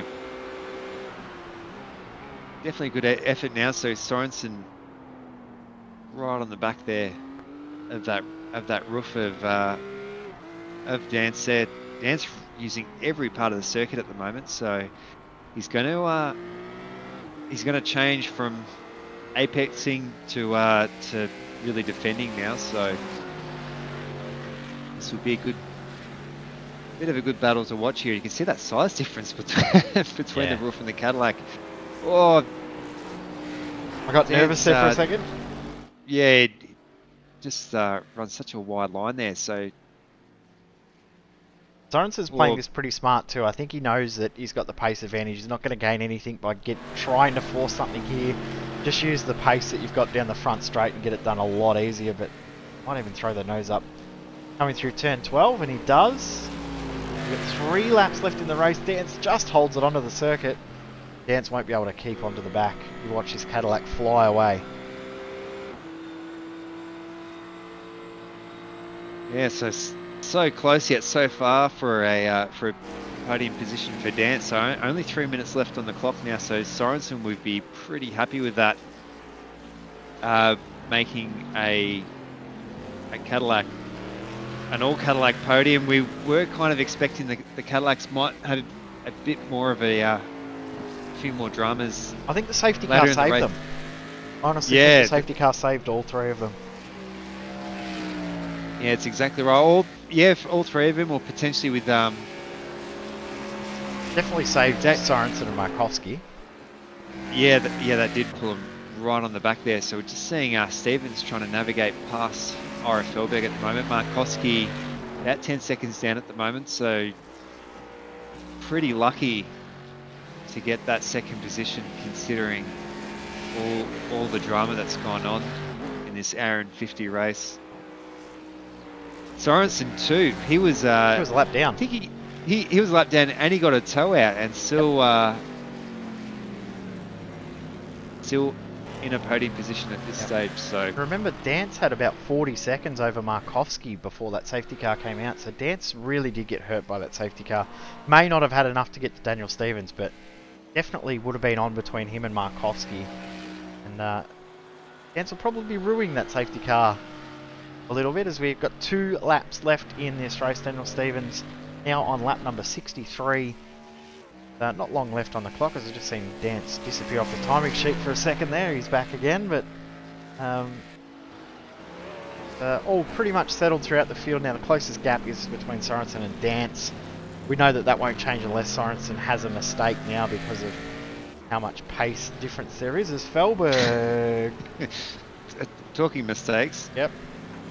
Got a bit of gap back to Jason FEWINS, who's been in the wars throughout this race. Good to see him continue on though. Out of our 20 starters, we're going to have 15 drivers classified as finishers. I think we've seen nearly every roof bin at Honda there, at least at some stage for this race. Dance only had that one issue at... Oh no, he did have a spin at Honda, didn't he, under safety car? He had his issue at MG, more so. Stevens will come by and get the white flag there this time. Final lap, lap number 64 of this race in the Ozicar Tin Top Christmas Cup special event from Ozicar to say thank you to all of its participants throughout the year in all of its series, being the TCR series or the Turbo Touring Car series, and of course the Skippy series, which we will have back in January for a 7-round series for the next one. We're going to have an extra week of racing next time around because when Christmas sort of falls, it means that we can have an extra week in there for a season. So 7-round season coming up in January. More info will be announced January 1 for that series, but the clock hit 0. We're now on the final lap of the race. Yeah, and also the test events and stuff that they do in between. So there's always plenty on in the Ozicar series, mix of open wheelers and tin tops as well. I love watching the skip barbers. I think the skips in the Ozicar produces some of the closest racing. So cool to have a bit of a endurance event thrown in between. Yeah, the Skippy's always put on a good race. I don't think it matters what track it is, and you just have drivers that are very, very evenly matched in skill, and you always can find a good race. They just draft together so well and can drive too wide, but no worries about that tonight. Daniel Stevens will come across the line and pick up the win. The Ozicar Tin Top Christmas Cup champion is going to be Daniel Stevens unless he runs out of fuel. I haven't put the commentator's curse on him. He's got too big a gap. He's fine. He's made it home. Congratulations, Daniel Stevens. He's not upside down tonight. He's going to pick up the win. Jason Markowski, great drive from him. Great recovery to come back to get second place. And John Sorensen, talk about a recovery. From 1 lap down, will come home in third in the outright class and the Cadillac class. Congratulations to all of those guys. Cameron Dance will come home the best of the rest. Started in last, didn't put in a lap in qualifying to try and do a last to first challenge, and he's going to bring it home in position number 4. Congratulations to Cam. Roy Clark will come home in 5th position outright, 2nd in the roof class, 2nd in the Porsche class. Drive from him, and then Shawn Watts will be the next car across the line. Ira FEHLBERG's come across the line in 10th position and decided to have a little crash. Jason FEWINS has made it home as well. James CHASTEAUNEUF in 12th position. Shawn Watts will come home, limp that car home in 6th position. Nathan Verney as well. He will pick up the win in the GT4 class. Well done to him in 7th position. Angus Cooke is going to get 8th position outright in the slowest car in the whole field. He's going to do a great job and finish right in the middle of our surviving cars. Or is he? Because Leon Williams is actually fighting for position here. This is going to be a drag race to the line. I wasn't ready for this. It is a bit of a quick battle there, but Liam Williams, I think just... not quite enough on that last lap. Williams actually lost that spot on the last lap. So he finishes in 9th, and the last car to finish will be Mark Peck as well. Max Donnelly has also finished the race as well. Congratulations to everyone who completed the race. We will run through our race results right here. There we go. There they are. So Stevens, Markowski, Sorensen, 1st, 2nd and 3rd after 64 laps of racing. Dance in 4th, Clark in 5th, Shawn Watts in 6th position, Nathan Verney finishes in 7th, Angus Cooke in 8th, with Leon Williams in 9th. Ira FEHLBERG does get a top 10, finishes the first car 1 lap down. They've got Jason FEWINS, James CHASTEAUNEUF, Mark PECK, Dennis Hancock and Max Donnelly all finishing the race.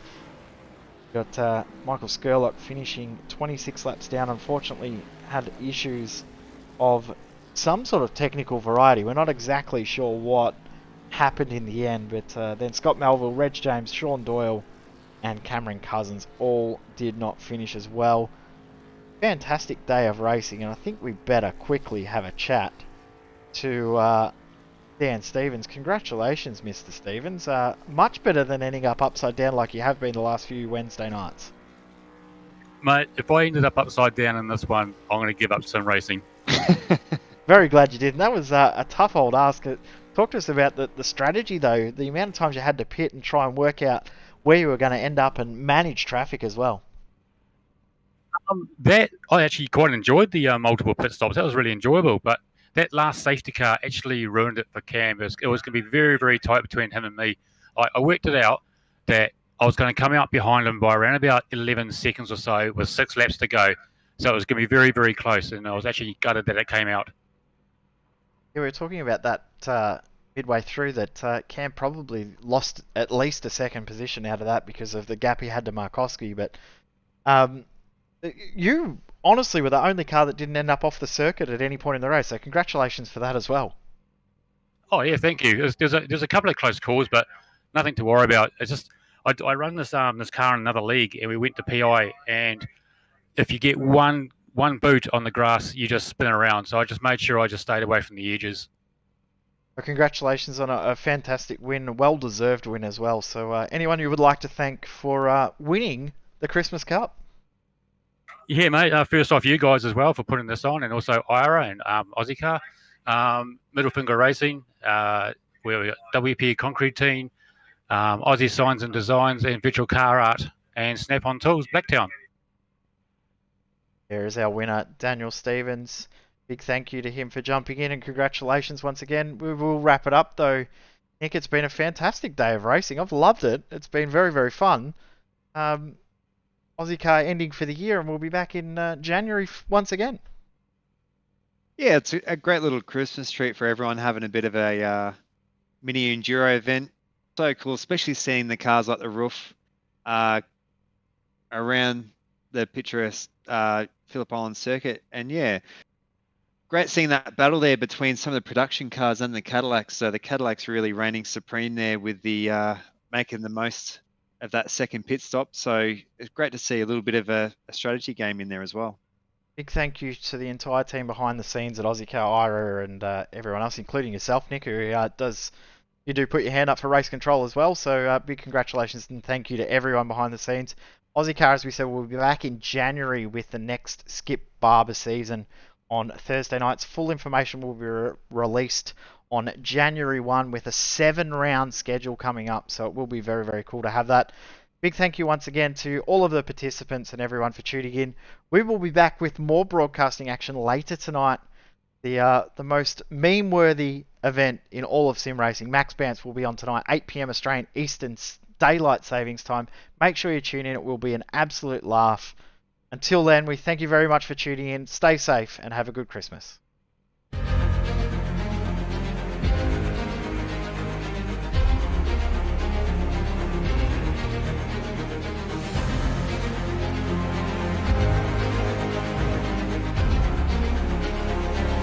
This is fantastic.